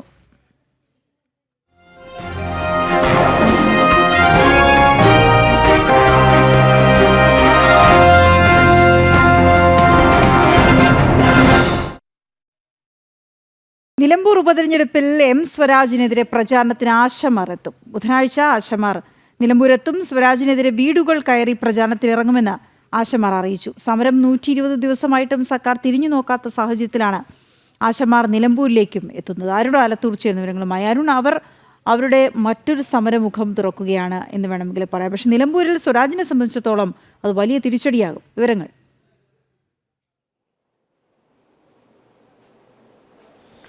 തീർച്ചയായിട്ടും നിലമ്പൂരിലേക്ക് ആശമാർ കൂടി ഈ ഉപതെരഞ്ഞെടുപ്പ് പോരാട്ട ഭൂമിയിലേക്ക് എത്തുന്നു എന്നുള്ളതാണ്. പ്രധാനമായിട്ടും അവർ ഈ നിലമ്പൂരിൽ പ്രകടനം അവരുടെ ഉണ്ടാവും. അതോടൊപ്പം തന്നെ വീടുകൾ കയറി ഇറങ്ങി പ്രചാരണം നടത്തും എന്നുള്ളതാണ് ആശമാർ പറയുന്നത്. ആശാസമരത്തിൻ്റെ നേതൃത്വം നൽകുന്ന മിനി ഉൾപ്പെടെ ഉള്ള ആളുകളാണ് ഈ നിലമ്പൂരിലേക്ക് എത്തുന്നത്. ബുധനാഴ്ച എത്തും എന്നുള്ളതാണ് അവർ അറിയിച്ചിരിക്കുന്നത്. ബുധനാഴ്ചയോട് എത്തുന്ന മുറയ്ക്ക് തന്നെ ഇവർ വലിയ പരിപാടികൾ നഗരത്തിൽ നടത്തും. ഒപ്പം തന്നെ ഈ വീടുകൾ കയറി ഇറങ്ങി ലഘുലേഖ വിതരണവും എന്തുകൊണ്ടാണ് തങ്ങൾ എത്രമാത്രം ഈ ഇടതു ഭരണത്തിൽ ദുരിതം അനുഭവിക്കുന്നു എന്നുള്ള കാര്യം ജനങ്ങൾക്ക് മുൻപിൽ തുറന്നു കാട്ടും എന്നുള്ളതാണ്. ഏതായാലും ഇടത് സ്ഥാനാർത്ഥിക്കെതിരെ ആയിരിക്കും ഈ ആശമാരുടെ പ്രചാരണം എന്നുള്ളതിൽ തർക്കമില്ല. അത് സ്വരാജിനെ സംബന്ധിച്ചിടത്തോളം വലിയ ബുദ്ധിമുട്ട് സൃഷ്ടിക്കും എന്നുള്ളത് തന്നെയാണ് മനസ്സിലാക്കാൻ സാധിക്കുന്നത്. നിലവിൽ ഏതായാലും ഈ ആശമാരുടെ സമരം 120 ദിവസം പിന്നിടുമ്പോഴും അതിനോട് ഒരു അനുഭാവപൂർണമായ നടപടി അല്ലെങ്കിൽ ഒരു നിലപാട് സർക്കാരിൻ്റെ ഭാഗത്തു നിന്നുണ്ടാവാത്ത ഒരു സാഹചര്യത്തിലാണ് ആശമാർ ഇത്തരത്തിൽ സമരവും ഈ ഒരു നിലമ്പൂർ പോരാട്ട ഭൂമിയിൽ കൂടി ഈ ലഘുലേഖ വിതരണവും മറ്റുമൊക്കെ ആയിട്ട് രംഗത്ത് വരുന്നത് എന്നുള്ളതാണ്. മാത്രമല്ല ഈ ആശമാർ വീടുകൾ കയറി ഇറങ്ങിയൊക്കെ പ്രചാരണം നടത്തുമ്പോൾ അതിലൂടെ എങ്ങനെയാണ് ഈ സ്ത്രീകളോടുള്ള സർക്കാരിൻ്റെ സമീപനം എന്നുള്ളത് കൂടെ തുറന്നു കാണിക്കുകയാണ് അവരുടെ ലക്ഷ്യം വെക്കുന്നത് എന്നുള്ളതാണ് പറയുന്നത്. ഏതായാലും ബുധനാഴ്ചയോടുകൂടി ഈ ആശമാർ കൂടി ഈ നിലമ്പൂരിലെ ഉപതെരഞ്ഞെടുപ്പ് പോരാട്ട ഭൂമിയിലേക്ക് എത്തും. ഓക്കെ, ശരിയായിരുന്നു. ഇനി മറ്റൊരു റിപ്പോർട്ടിലേക്ക് നമ്മൾ പോയാൽ, മോട്ടോർ വാഹന വകുപ്പിന്റെ വാളയാർ ചെക്ക് പോസ്റ്റിലടക്കം സൂക്ഷിച്ചിരുന്ന നിർണായക ഡിജിറ്റൽ രേഖകൾ നഷ്ടമായി. തകരാറിലായ സെർവറുകൾ അശാസ്ത്രീയമായി ഫോർമാറ്റ് ചെയ്തതിലൂടെയാണ് രേഖകൾ നഷ്ടമായത്. SSG സെല്ലിന്റെ നിർദ്ദേശങ്ങൾ പാലിക്കാത്തതും വിനയായതായി സൂചനയുണ്ട്. അതേസമയം സാങ്കേതിക സംവിധാനങ്ങൾ തകരാറിലായതോടെ ഓഫീസുകളിൽ പൊതുജനങ്ങളുടെ പ്രതിഷേധം ശക്തമാകുന്നുവെന്ന് ചൂണ്ടിക്കാട്ടി ഉദ്യോഗസ്ഥർ വകുപ്പ് മേധാവിക്ക് നൽകിയ പരാതി ജനം ടിവിക്ക് ലഭിച്ചു. സുധീഷ് ഗോപാൽ ചേരുന്നുണ്ട് വിവരങ്ങളുമായി. സുധീഷ്, അങ്ങനെയെങ്കിൽ അത് വലിയ പ്രശ്നങ്ങളിലേക്ക് വഴിവെക്കുമല്ലോ. വിവരങ്ങൾ എന്താണ്? വീണ, കഴിഞ്ഞ 3 മാസത്തോളമായി അതായത് ഏപ്രിൽ 31 സീഡിറ്റിൻ്റെ സേവനങ്ങൾ മോട്ടോർ വാഹന വകുപ്പ് നിർത്തിയിരുന്നതിന് ശേഷം പുറത്തു നിന്നുള്ള ആൾക്കാരാണ് സെർവറും മറ്റ് കമ്പ്യൂട്ടറും ഇത്തരം IT മേഖലയുമായി ബന്ധപ്പെട്ട പ്രവർത്തനങ്ങളൊക്കെ നടത്തുന്നത്. അതിൻ്റെ ഇടയിലാണ് പഴക്കം ചെന്നതായിരുന്നു എങ്കിൽ പോലും വാളയാർ ചെക്ക് പോസ്റ്റിലെ അടക്കം പാലക്കാട് ജില്ലയിലെ 3 സെർവറുകളാണ് തകരാറിലായത്. ഇത്തരത്തിൽ സെർവറുകൾ തകരാറിലായാൽ അതിൻ്റെ അറ്റകുറ്റപ്പണിയും മറ്റും നടത്തുന്നതും ഫോർമാറ്റിംഗ് അടക്കമുള്ള കാര്യങ്ങളിൽ SSGയുടെ ഒരു നിർദ്ദേശം കൂടി പാലിച്ചുകൊണ്ട് വേണം അത് ചെയ്യാൻ എന്നതാണ് മോട്ടോർ വാഹന വകുപ്പിൽ നടന്നു വന്നിരുന്ന കീഴ്വഴക്കം. എന്നാൽ ഇതൊന്നും പാലിക്കാതെ ഇത് ഫോർമാറ്റ് ചെയ്തതോടുകൂടി ഇതിനകത്ത് ശേഖരിച്ചിരുന്ന വിവരങ്ങളെല്ലാം നഷ്ടമായി. ഇപ്പം പരിവാഹനിൻ്റെ സഹായത്തോടെ ആ ആപ്പ് വഴിയാണ് ഇപ്പോൾ മോട്ടോർ വാഹന വകുപ്പിൻ്റെ സേവനങ്ങളൊക്കെ ലഭ്യമാക്കുന്നതെങ്കിൽ കൂടിയും ഇതുമായി ബന്ധപ്പെടുത്തിയതും അതിനോടൊപ്പം തന്നെ 4 വർഷം മുമ്പ് വരെയുള്ള വിവരങ്ങൾ ശേഖരിച്ചിരുന്നതുമായ സെർവറാണ് ഇത്തരത്തിൽ അതിലെ രേഖകളാണ് നഷ്ടപ്പെട്ടിരിക്കുന്നത്. അത് കഴിഞ്ഞ കാലത്ത് ഏതെങ്കിലും കാര്യങ്ങൾ തിരയണമെങ്കിൽ അത് വലിയ രീതിയിൽ തടസ്സം സൃഷ്ടിക്കും. ഇത്തരത്തിൽ ഉണ്ടായ ഈ ഒരു സംഭവം അത് വലിയ രീതിയിൽ മോട്ടോർ വാഹന വകുപ്പിൻ്റെ രേഖകൾ പ്രധാനമായി കരുതിയിരുന്ന രേഖകൾ തന്നെയാണ് നഷ്ടപ്പെടുത്തിയിരിക്കുന്നത്. അത് വലിയ തിരിച്ചടി മോട്ടോർ വാഹന വകുപ്പിൻ്റെ പ്രവർത്തനങ്ങൾക്കും മറ്റും ഉണ്ടാക്കും എന്നതാണ് യാഥാർത്ഥ്യം. ഇതേ സാഹചര്യത്തിൽ തന്നെ മൊത്തത്തിൽ തന്നെ സാങ്കേതിക സംവിധാനങ്ങൾ, അതായത് കമ്പ്യൂട്ടർ, പ്രിൻ്റർ അടക്കമുള്ള സംവിധാനങ്ങൾ വ്യാപകമായി കേടാകുന്ന ഒരു സാഹചര്യം നിലനിൽക്കുന്നു. ഇത് പരിഹരിക്കാൻ ഈ രംഗത്ത് ഇല്ലെങ്കിൽ മോട്ടോർ വാഹന വകുപ്പിൻ്റെ കാര്യങ്ങൾ കൈകാര്യം ചെയ്ത് പരിശീലനം ലഭിച്ച ഇല്ലെങ്കിൽ അത്തരമൊരു അനുഭവ സമ്പത്തുള്ളവരുടെ സേവനം ഇപ്പോൾ ലഭ്യമാക്കാനും സാധിക്കുന്നില്ല. ഇത് മൊത്തത്തിൽ മോട്ടോർ വാഹന വകുപ്പിൻ്റെ പ്രവർത്തനങ്ങളെ വലിയ രീതിയിൽ ബാധിച്ചിരിക്കുന്നു. അതുകൊണ്ട് വലിയ രീതിയിൽ പൊതുജനങ്ങളുടെ എതിർപ്പുണ്ടാകുന്നു, പൊതുജനങ്ങൾക്ക് ബുദ്ധിമുട്ടുണ്ടാകുന്നു എന്ന് സാക്ഷ്യപ്പെടുത്തിയ കത്താണ് കൊല്ലം ജില്ലയിലുള്ള RTO ഓഫീസിൽ നിന്ന് ഇത്തരത്തിൽ വകുപ്പ് മേധാവിക്ക് പോയിട്ടുള്ളത്. അതിൻ്റെ പകർപ്പാണ് ജനം TVക്ക് കിട്ടിയിട്ടുള്ളതും. അത് വലിയ രീതിയിൽ മോട്ടോർ വാഹന വകുപ്പിൻ്റെ പ്രവർത്തനങ്ങളെ ബാധിക്കുന്നു എന്ന് ഉദ്യോഗസ്ഥർ തന്നെ സമ്മതിക്കുന്ന ഒരു സാഹചര്യമാണ് നിലനിൽക്കുന്നത്. ഇതിലെ രസം, ഇത്തരത്തിൽ ഒരു കത്ത് വകുപ്പ് മേധാവിക്ക് നൽകിയ ആഴ്ചകൾ പിന്നിട്ടിട്ടും ഇല്ലെങ്കിൽ അതിന് ഒരു നടപടിയും ഉണ്ടാവുന്നില്ല എന്നതാണ് മറ്റൊരു യാഥാർത്ഥ്യം. അത്തരത്തിൽ മോട്ടോർ വാഹന വകുപ്പിൻ്റെ പ്രവർത്തനങ്ങളാകെ തന്നെ കുത്തഴിഞ്ഞ ഒരു സാഹചര്യം നിലനിൽക്കുന്നു. അതോടൊപ്പം തന്നെയാണ് പുറത്തുനിന്നുള്ള പുറത്തുനിന്നുള്ള ആൾക്കാർ ഇത്തരം സേവനങ്ങൾ ചെയ്യുമ്പോൾ അത് വൈഫൈ പാസ്വേഡും ID. ശരി സുധീഷ് വിവരങ്ങൾ നൽകുകയായിരുന്നാലും ഇത് വലിയ പ്രശ്നങ്ങളിലേക്ക് വഴിവെക്കും. മേലുദ്യോഗസ്ഥർക്ക് റിപ്പോർട്ട് ചെയ്തിട്ടുണ്ടെന്നാണ് അറിവ്. നോക്കാം എന്ത് സംഭവിക്കുമെന്ന്. ഫ്രഞ്ച് ഓപ്പൺ പുരുഷ സിംഗിൾസ് കിരീടം നിലനിർത്തി സ്പാനിഷ് താരം കാർലോസ് അൽക്കാരസ്. 5ാം ഗ്രാൻഡ് സ്ലാം വിജയമാണിത്.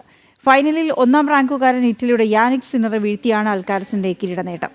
പരസ്പരം വിട്ടുകൊടുക്കാതെയുള്ള പോരാട്ടത്തിനാണ് പാരീസിലെ കളിമൺ കോർട്ട് സാക്ഷ്യം വഹിച്ചത്. ആദ്യ 2 സെറ്റുകൾ തോറ്റ ശേഷമായിരുന്നു അൽക്കാരസിന്റെ തിരിച്ചുവരവ്. 5ാം സെറ്റും 6-6 എന്ന സ്കോറിലെത്തിയതോടെ ഫൈനലിൽ 3ാം തവണയും ടൈ ബ്രേക്കിലെത്തി. 2-10 വിജയിച്ചതോടെ അൽക്കാരസ് കിരീടം നിലനിർത്തി.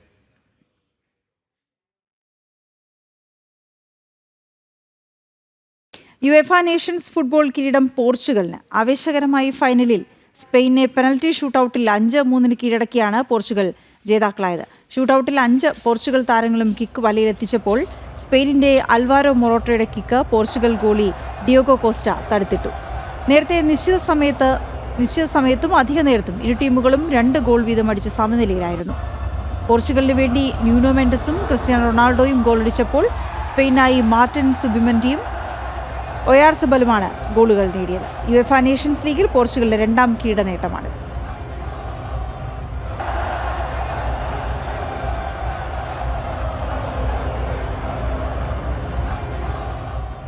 ഇങ്ങനെ കായിക വാർത്തകളോടുകൂടി പുത്തൻ പുലരിയുടെ സമയം ഇവിടെ പൂർണ്ണമാവുകയാണ്. ചെറിയ ഇടവേളയാണ്. ഇടവേളയ്ക്ക് ശേഷം ലൈവ് റിപ്പോർട്ട്സിലേക്ക് പോകും. നമസ്തേ.